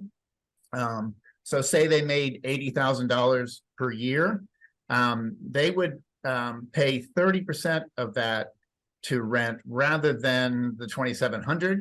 They would pay roughly $2,000 a month to rent, and the balance of the $2,700 would go to the housing authority in the form of a HAP payment, which is the housing assistance payment from HUD. Bringing the total to that $2,700. So it's essentially a rental buy down rather than a buying buy down. Turns a market rate rental unit into an affordable rental unit. Okay. I saw, in the prior presentation, there was a number of different projects that the Housing Trust is looking at, one of which was funding the CHA to develop additional affordable housing units on property it owns or controls as a reserve looking into the future. It looks like this is going towards more or less that, if I'm characterizing it correctly. Has there been discussion between the CHA and the Housing Trust in terms of either an application that the CHA may make to the trust to tap into the funds that the trust currently has, or planning for the future? The reason I ask that is because if we're giving $400,000 to CHA here, but the Housing Trust is likewise planning on setting aside some hundreds of thousands of dollars for a future CHA application, we may be. I mean, we're never gonna meet all the affordable housing requirements, and short of getting those two home rule petitions signed off by the legislature. But I'm wondering if we might be covering things twice. Well, as I read the list, we're on that list with the concept that we had 3 years ago when the housing production plan was being developed, to develop units on our properties that we already own. So this is not doing that. This is purchasing units. So it's not in the housing production plan to do this. The trust seems to be hyper-focused on the housing production plan. So we're a little bit worried that if we don't apply for this from CPC, that we will get lost in the much larger projects that the trust seems to be allocating. I see. Okay. Thanks. Yeah. Plus, we're giving back money to CPC and hoping that might be an incentive for them to fund the next thing for us. Well, I don't know if those two things go hand in hand, but it certainly makes our life easier depending on the timing there. I'm going to ask my colleague Diane, she's the other questioner for you this evening, to take the lead, and then Ed, and we'll call on you when Diane's done. Thank you, Rick. Yes, Diane. Thank you, Rick, so much. This is very interesting. There's a little noise in the background here because I'm in a very busy kitchen in our house in New Hampshire, so excuse the noise. My question is, and I don't mean to put you in a competitive situation, Rick, but if you were to analyze how much more effective it is, because the Novo building is rental, Okay, so if you were to try to say in an objective way as you can, to which of these two rental properties, the ones that you're talking about, which are individual ones scattered all over Concord, versus a big apartment building, to which would you say, if we were the CPC and we only had a limited amount of money, why would we put the money with the CHA as opposed to, and I'm sorry to put you in that position, but rather than, to the trust? Because I know we're going to end up having that discussion, Rick. We're going to be discussing it ourselves, and so I'm going to ask you to kind of discuss this with us in as logical, as fair a way as you can. Well, one, I don't think the Novo project has come to either you or the trust for money yet. So, but by indirection, it has, Rick. I mean, it's come to us by indirection. Indirect. Through Keith's application. Go ahead. Yeah, the other thing is the Concord Housing Authority serves not just low income residents. They serve also very low income residents and extremely low income residents. That's not something you're going to get at a project that is 25% affordable. They're going to tend to have apartments that maybe do the 80% if they're on the SHI. I don't think, I don't 100% know how the process works for those units, but I don't know that they go down as low as we do for affordability. The other thing is that we do offer local preference in our admin plan on our project-based vouchers. So this is a lot closer to worker housing in terms of preference. I don't know that that can be offered in the Novo project. Rick, that's gorgeous. Thank you very much. That's very helpful for our discourse going forward. Thank you. Indeed. It's a very good distinction. Diane, did you have further questions? Or if not, I'll ask Ed. No, I don't. That's my, I respect Rick so much. I knew he would be willing to sally forth and answer that question. So okay, great. All right, Ed, you've been waiting patiently. Oh, sure. I just want to make an observation about how wonderful Jennifer and Rick have worked together in this very active housing effort that Concord is making right now. And really what they were able to do in the Commonwealth House when COVID happened and the price basically doubled. They were do what people are now calling a pivot, and they found another developer, Habitat for Humanity, which everybody supports, and they were able to get create a situation where we got the house that we promised, and actually we were able to return the money as he had said that CPC had put in, and I think working with Habitat for Humanity has been positive. I know the foundation, Housing Foundation, worked with them also on a Main Street project. So I think being able to pivot is a very important thing in nowadays, and having the funds available, so if something comes up that we'd be able to be able to take advantage of that, for the betterment of the town. So just an observation. Thanks very much for that, Ed. And it does show a lot of bang for the buck. It seems like the number that gets thrown around a lot now is for each unit to create. It's in the, Eric, as you alluded to some of these numbers, $600,000 to $700,000. The fact that you were able to do that with a contribution of a portion of town land that was primarily acquired, for recreation area, plus you said $60,000 of town funding. I don't know how much CHA additionally put in, but that's extraordinary given those other numbers that we see floated around in it. And it almost begs the question: so why can't we do more units on that model? But I'm sure there's all sorts of complicated reasons why that's the case. But And You haven't had, when they came out, when we did the dedication, specifically said they would love to do more projects here in Concord. that's great. Rick, you've been very succinct. We've got a couple more minutes before I turn to the next project. Is there anything else you'd like to say, or any other, or does anybody else in the committee have any questions?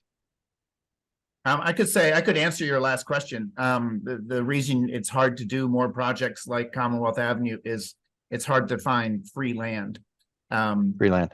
A piece of property in Concord that is buildable would be $650,000.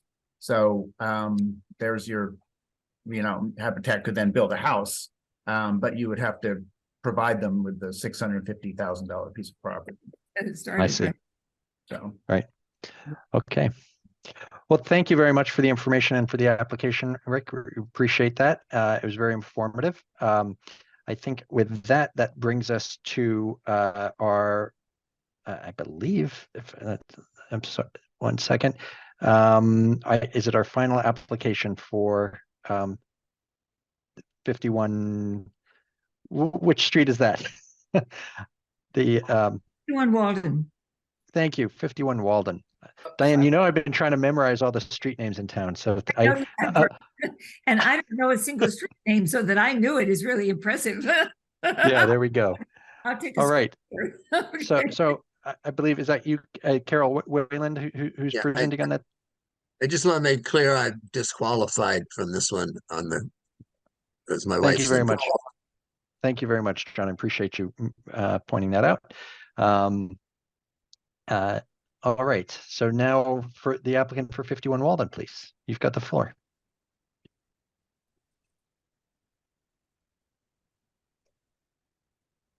Is that Carol? You are on mute if you're speaking. There we go. Good evening, Chairman Flint and the committee members. Thank you for allowing me to present the application for CPA funds on behalf of 51 Walden. My name is Carol Wayland. I've been the executive director of 51 Walden since 2005, and I've played in the Concord Orchestra since 1980, so I'm quite familiar with the building. We're requesting $195,000. 51 Walden was built in 1897 as the town armory, and it's on the National Registry of Historic Places. In 1922, the town of Concord and the Concord Players built a drama stage at the back of the building, designed by Clarence Blackall. He was a Boston architect whose daughter happened to be on the Concord Players board. And the Concord Players have been performing on that stage for 101 years. 51 Walden is still owned by the town under a 10-year lease to 51 Walden, Inc. The rent is $1 a year, but we're responsible for all the repairs and maintenance, which is huge on an old building. By the late 60s, the building had gotten in very poor shape, and it was on the verge of being demolished. But it was saved by a group of people I call the Magnificent Seven. This was people from the Concord Players, the Concord Orchestra, the band, and other community members who had a vision and were determined to save this building for use as a performing arts center. And they were able to raise funds to renovate it so it could be used by several groups, not just the Players, because the Players couldn't carry the expenses alone. They incorporated Friends of the Performing Arts in Concord in 1972. And shortly after, the Concord Band, the Concord Orchestra joined in the building as resident groups. They all pay rent proportionate to their use and space in the building. And then Opera 51 has been performing at 51 Walden since 2006. And the net of their performances goes to the upkeep of 51 Walden. So the building is in constant use with rehearsals and performances, which is terrific. We are a very vibrant venue. Thousands of people a year would come for various events. Incredibly, however, the building has never had a mechanical ventilation system. There is no fresh air exchange in the building, except what can be achieved by opening windows and operating fans. For years, people had wanted to install some ventilation for comfort. It can get very warm in the hall, practically unusable in the summer and even in the shoulder months, May through October. But especially in the height of COVID, it was apparent that ventilation was not only needed for comfort, but for health and safety. A number of performances had to be canceled because actors and musicians came down with COVID. And so the board of 51 Walden engaged in a serious fundraising effort, and I applied for feasibility money from the Mass Cultural Facilities Fund, which we received in order to develop plans to ventilate the building.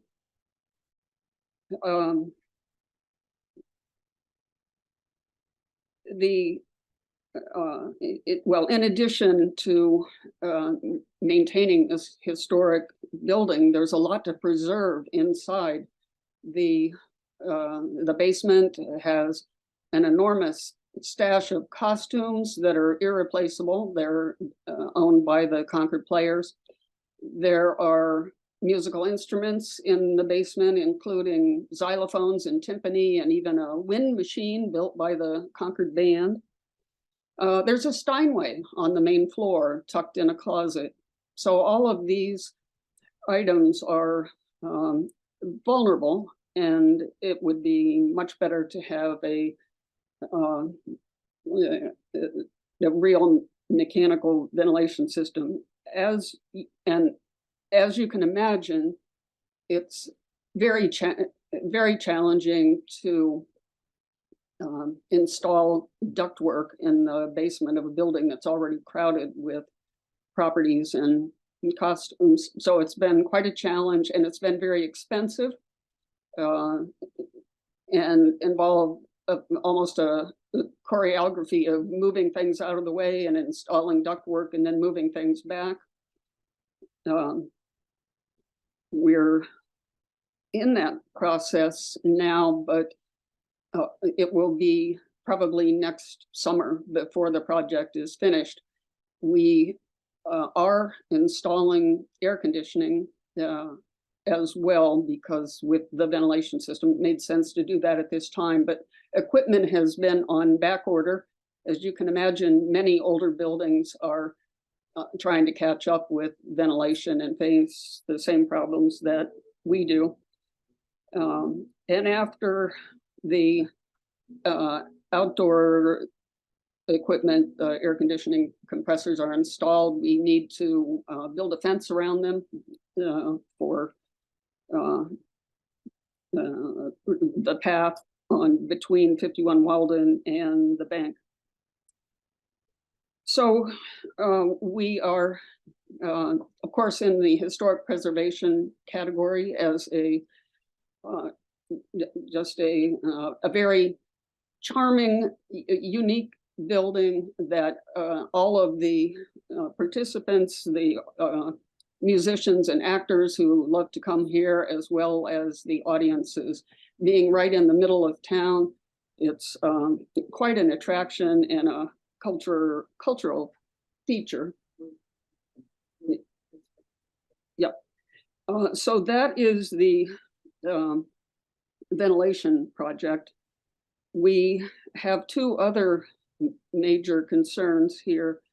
One is last fall, one side, the south side of the roof over the main hall developed a leak, unfortunately, right in the hallway as people enter the hall. We had a temporary fix of that, but we need to reshingle that portion of the roof before winter, and that's only a portion. Before too long, the north plane would need to be reshingled, and there are some spots over the fly tower in the back of the building that need attention as well. And then there's exterior painting, which we normally do every 6 years, but we've not done it for 8 years, except for minor touch-up, because we've had some huge expenses. We had to do some access improvement in the building. It was a requirement of the Massachusetts Architectural Access Board, and that was quite expensive. Of course, we needed, and we're happy to do that to make the building accessible. And then we had to replace a couple of boilers last year.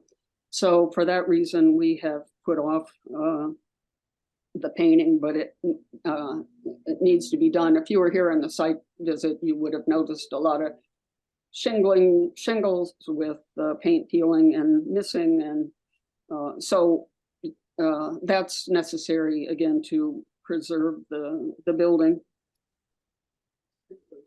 Oh yes, Holly Cratsley is here with me too, and she just reminded me that one of the challenges of the ventilation project was that the ductwork interfered with our sprinkler system and sprinkler heads that run through the basement.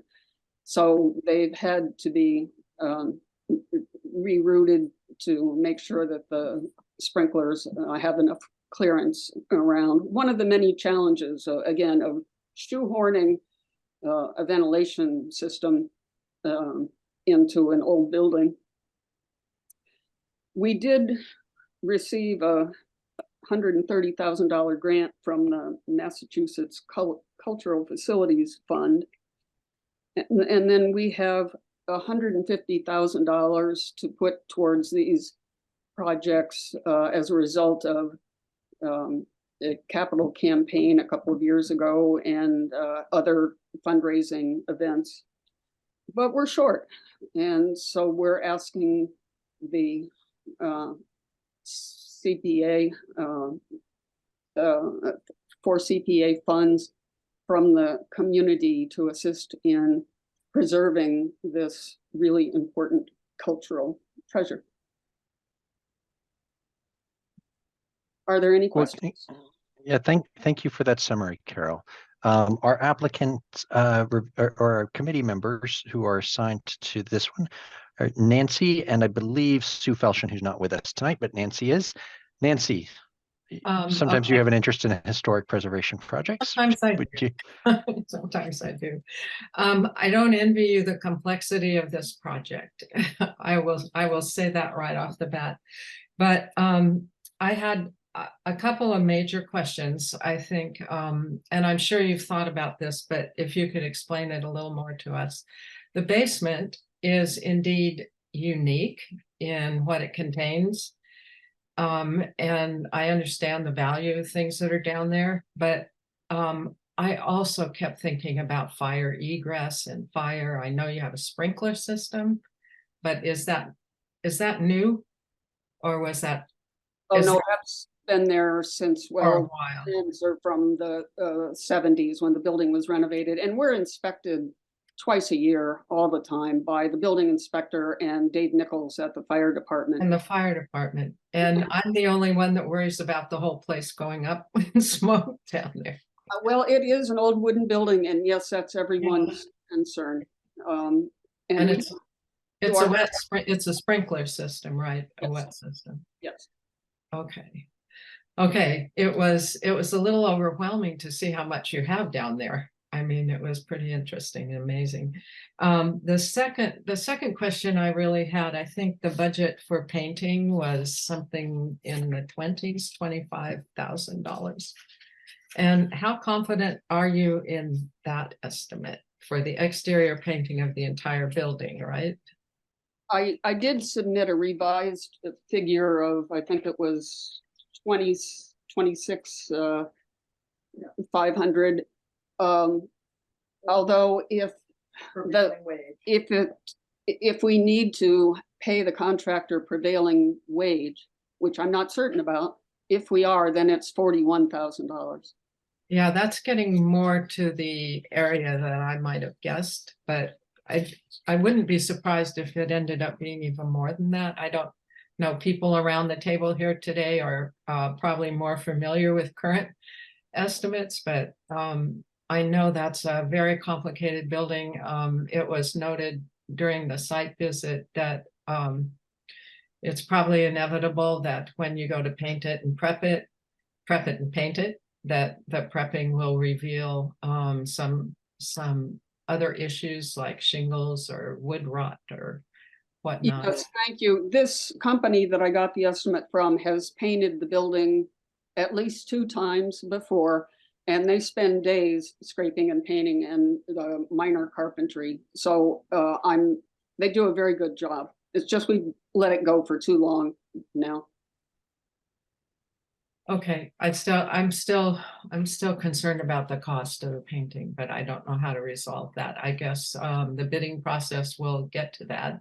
And then the question that's related to that and would be how would you prioritize work if some aspects of the work seem to be running higher than expected? And which thing, well, the ventilation for certain, right? The HVAC and the AC certainly has to be a top priority. Well, that's already and it's being, way, but yeah, we're committed to that one, certainly. And the roof needs to be reshingled before the winter. Certainly, we can't put that off. And you talked about an area around the chimney, but it's broader than that, correct? Am I reading that correctly, that it's really a bigger area? Oh, it's the whole southern side of the roof that covers the main hall. Yes, okay. Yeah, okay. And that whole roof is in bad shape, obviously. Well, I mean, the north side isn't exposed to the sun as much, and so it's not leaking right now. But and then over the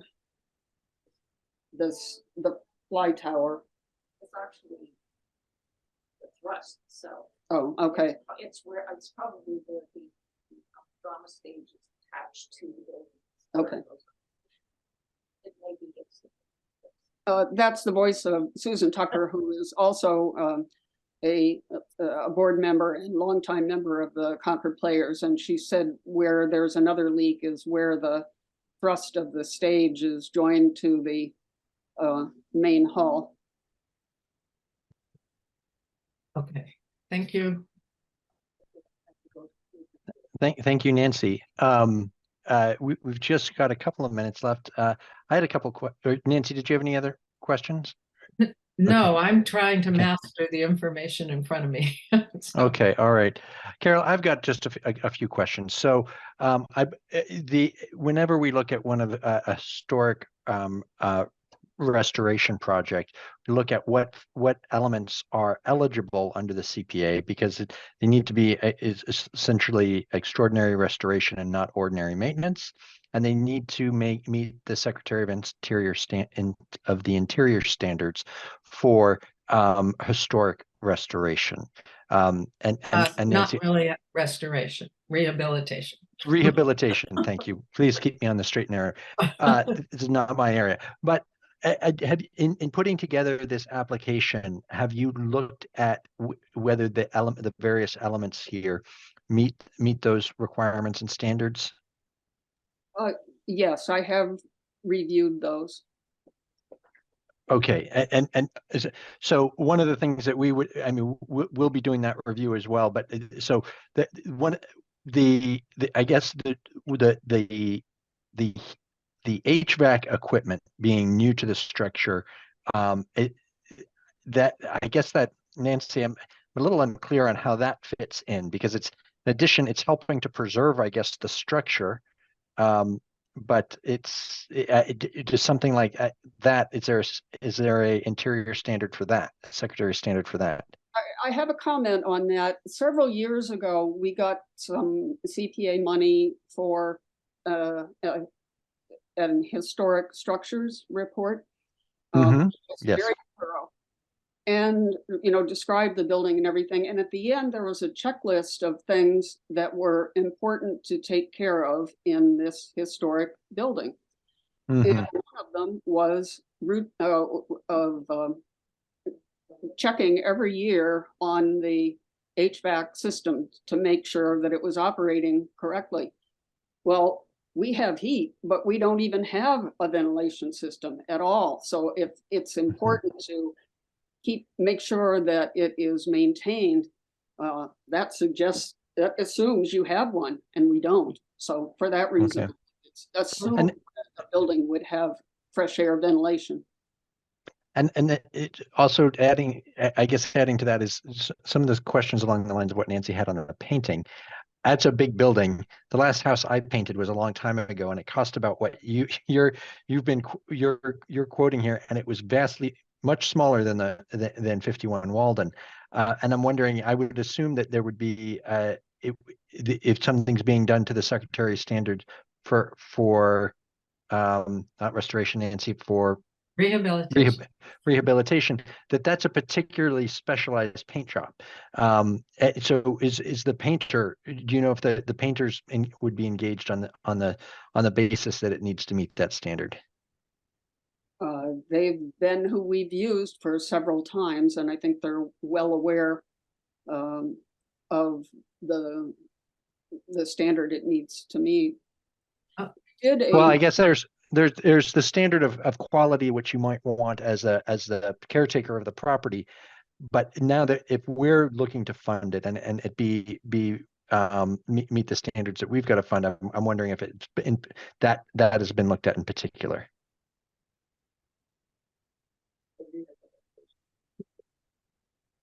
Yes, I believe so, and I want to invite Holly to speak up on any of these issues as well. Okay.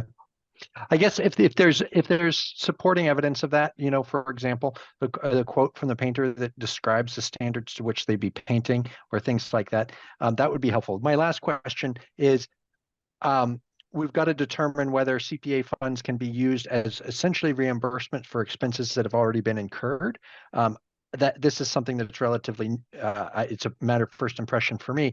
So can you just break down the things that there's the HVAC system, which is already going on, the roof repair, which you've got to get done before this winter, so before our funding cycle, but the painting, when would the painting take place? Probably not till next spring at this point. I mean, I hate to delay it more, but right. Okay. Thank you very much. That's all the questions I have. Diane, you've raised your hand, and then I'll go back to you, Nancy, after that. Carol, on the question of the painting, when I saw that figure, I thought maybe you had everybody out there painting it yourself. I mean, that's right. It's very inexpensive.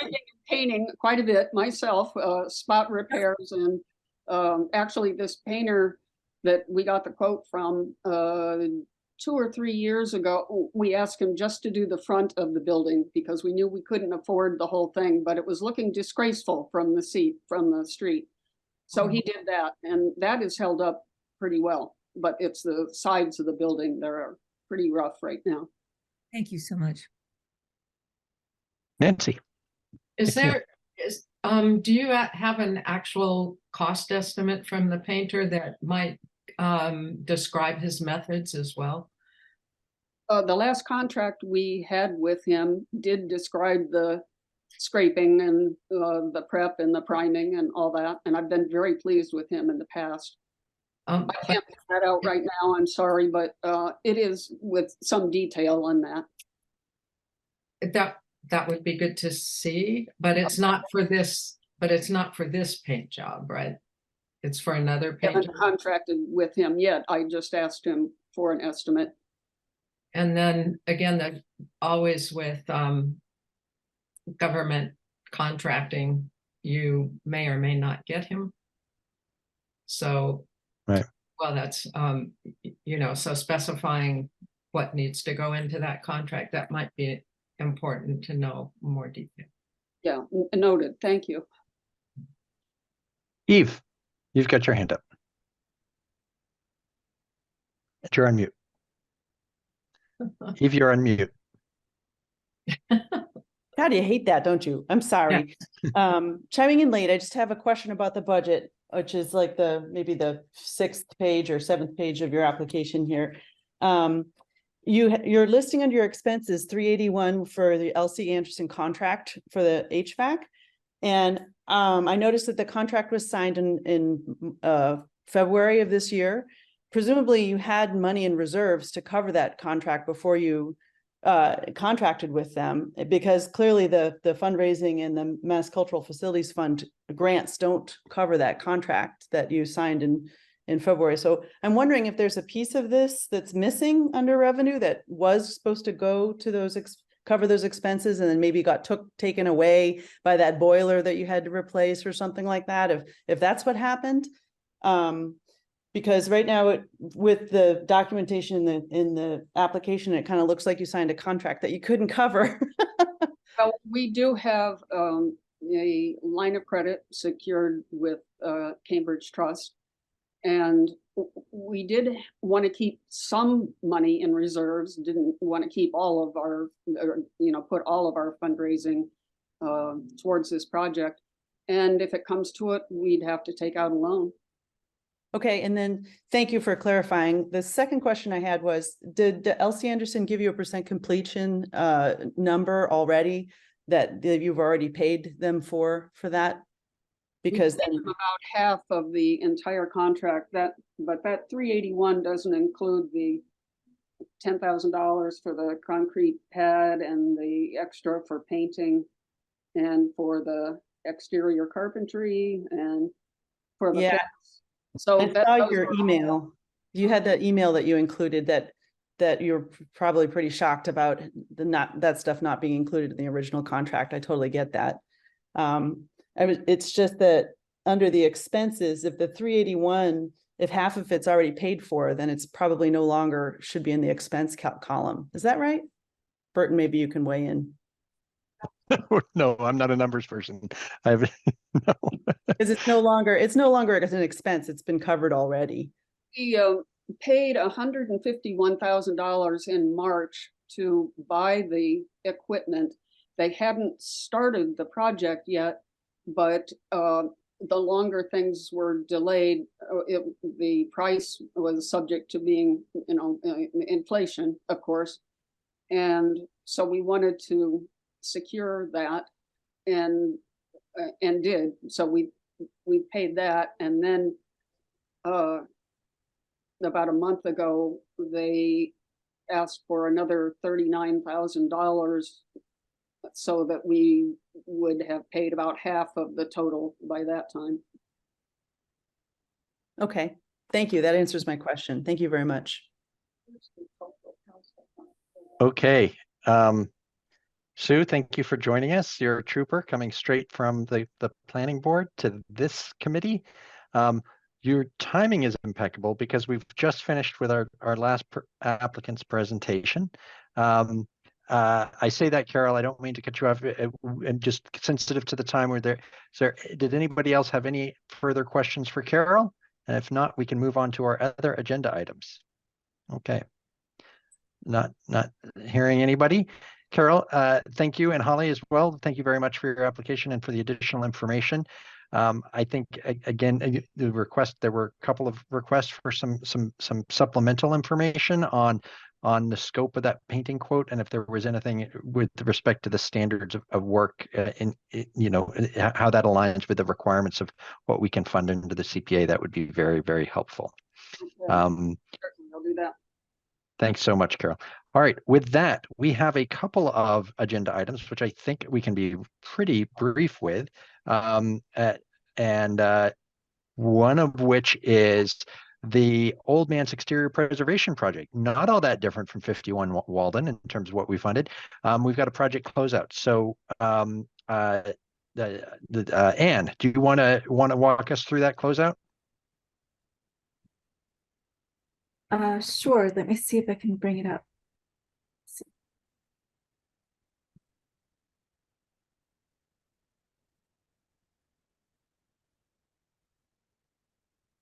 Sorry. No I'm problem. working from one screen tonight, so it's a little bit odd. Yeah. Does this, are you able to see Wait. this? We can actually we can see your email inbox. No, I'm just kidding. Oh, We can no. see the. I'm kidding. I'm kidding. That's what I inadvertently end up doing. This is we can see the app the project completion checklist. Okay. Right, so this was a $38,500 project approved in 2022. The trustees of reservations have submitted their final report with illustrations and all of their financial information. So I think and they had also submitted contracts, you know, even before requesting the reimbursement. So all of their documentation is in place, and I think it's ready to close out. Okay. I went through it and it looked like all the I's were dotted, T's crossed. Did anybody have any questions on this? Diane? I move that we accept the closeout and thank the very careful work that the Nance has done. Yes, I second that. Nancy, all right. Well, we'll do a quick vote. I'll start with you, Diane. Aye. Aye. Nancy? Aye. Eve? Yes. Ed? Aye. John? Yes. Sue? Aye. And I'm a yes as well. So that's unanimous. And thank you for the vote. I think that brings us now to some minutes. And Sue, I read through the minutes, and I know there were some things that I'm sure you caught if you had the time to look at them with some of there were some typos and a few missing words. I am covered with shame. I did not have time to look at the. Well, we're reversing roles this evening then, because yeah. Okay. Well, did anybody else have any substantive question or comments or anything on the minutes? There were some typos and things like that, and a few. Yeah. Yes, Dan? No, I was just saying there were some small things. There are some small things, and while I think we hold ourselves to a very high standard on this committee, I also am very conscious of the fact that we have a heck of a schedule over the next 6 weeks or so. So I'd say we go ahead and approve these minutes. Yes, Diane? Move that we approve the minutes. Okay. We've got a second. Second. We've got a second from Nancy. I vote for that. Diane? Aye. Or all in favor? Let's do it that way. All right. This is a Zoom meeting.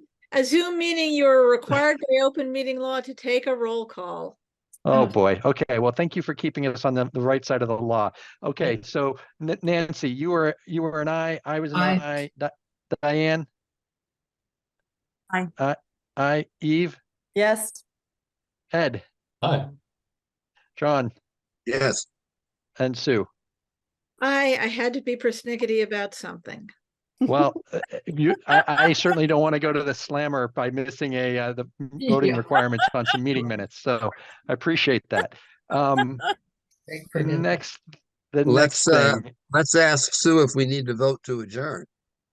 We do not. No, the chair can just do it. Well, I'm not sure about that. But I would defer to Sue until I find out different. Well, there's one other item listed in the agenda, and I wasn't exactly sure what we needed to do with that. There was just said public hearing November. The Community Preservation Act requires one or more informational hearings. So was that a note that we need to pick a date for that, or was that? Well, there we have a date for that. It's November 21st. The question was, I think in the past, the CPC has had applicants has invited the public to ask applicants questions of their proposals, but I think the requirement of the act is that the public hearing is for updating the plan and the goals for the next year. and it's not really to analyze projects.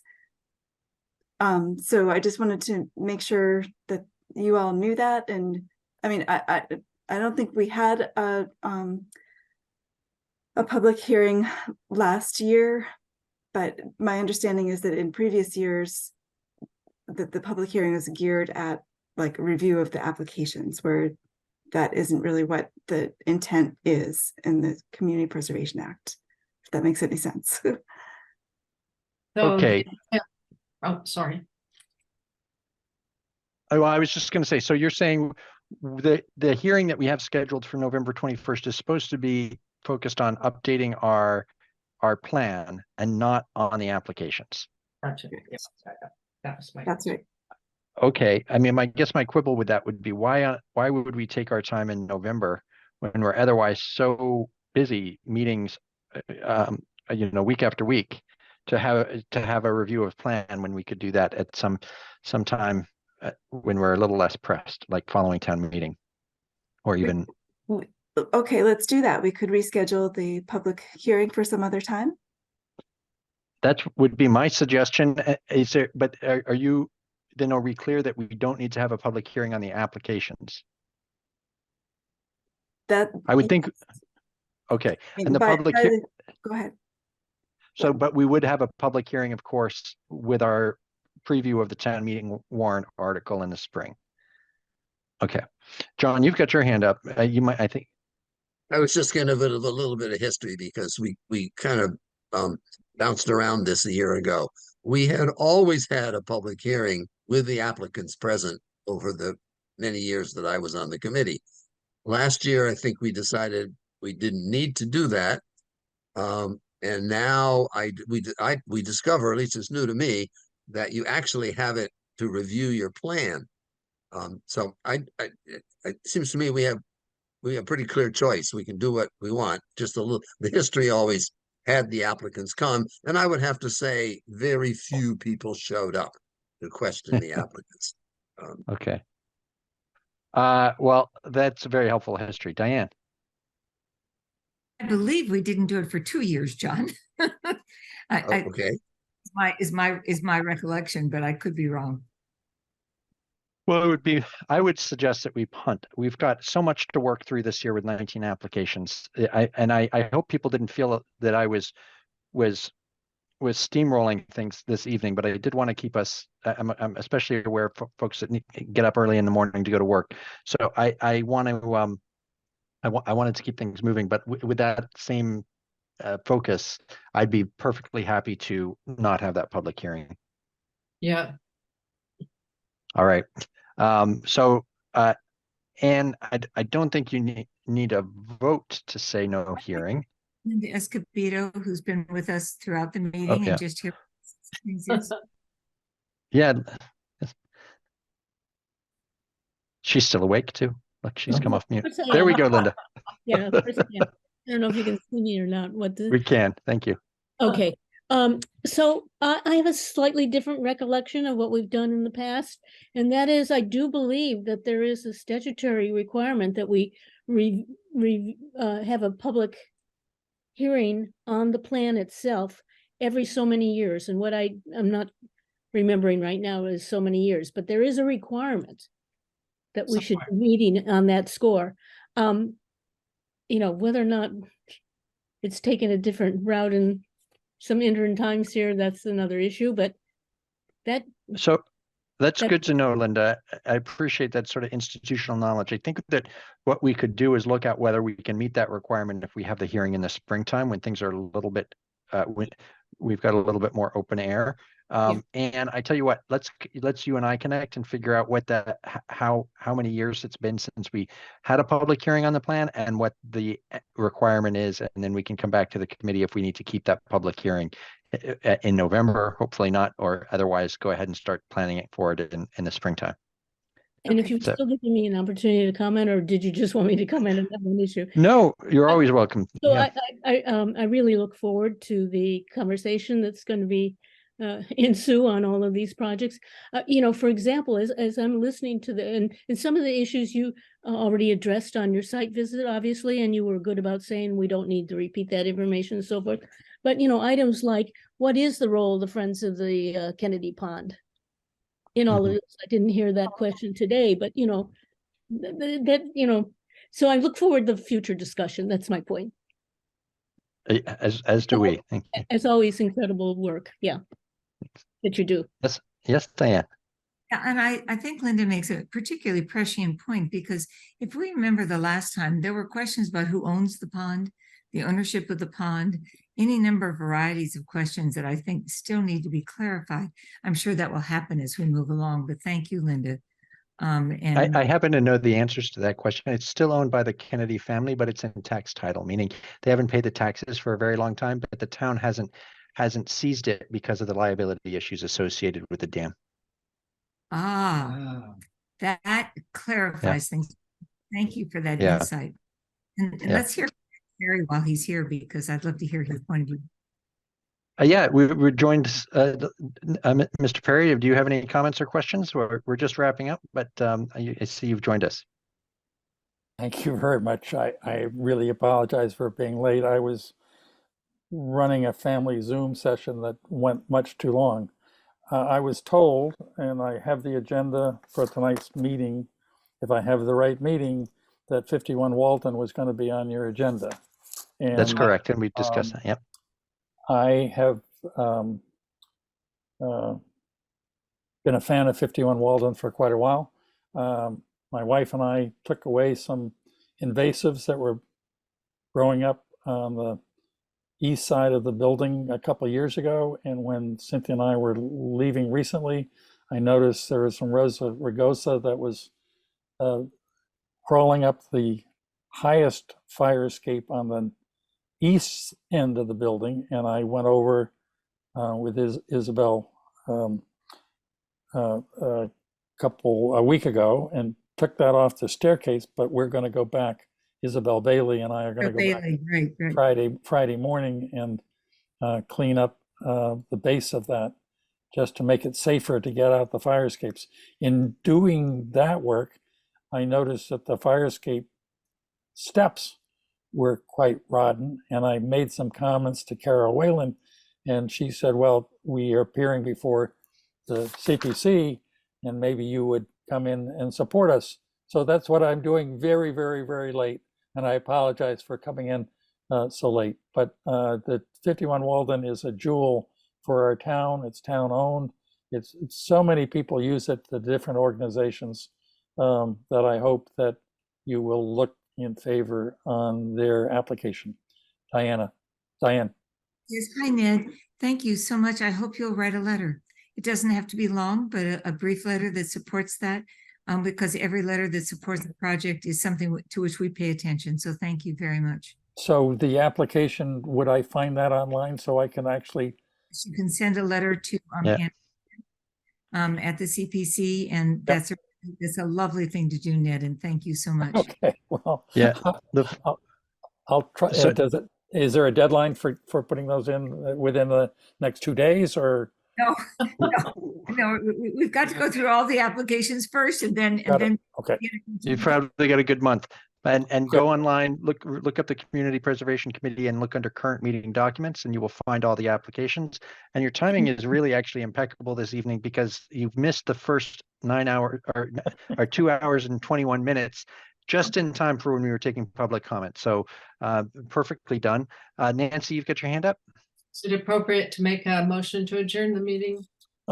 I think it is. Yes. With that, I think it is. Because we've got some question, Sue, I believe, based upon the planning board, what I was told on the planning board, we do not need a vote to adjourn.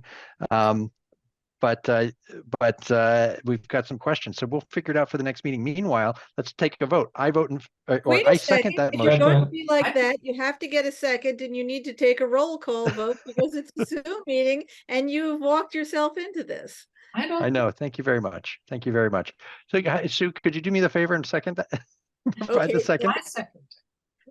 No, you made the motion. No. Okay, but Sue's made the second. I'm in favor. Eve.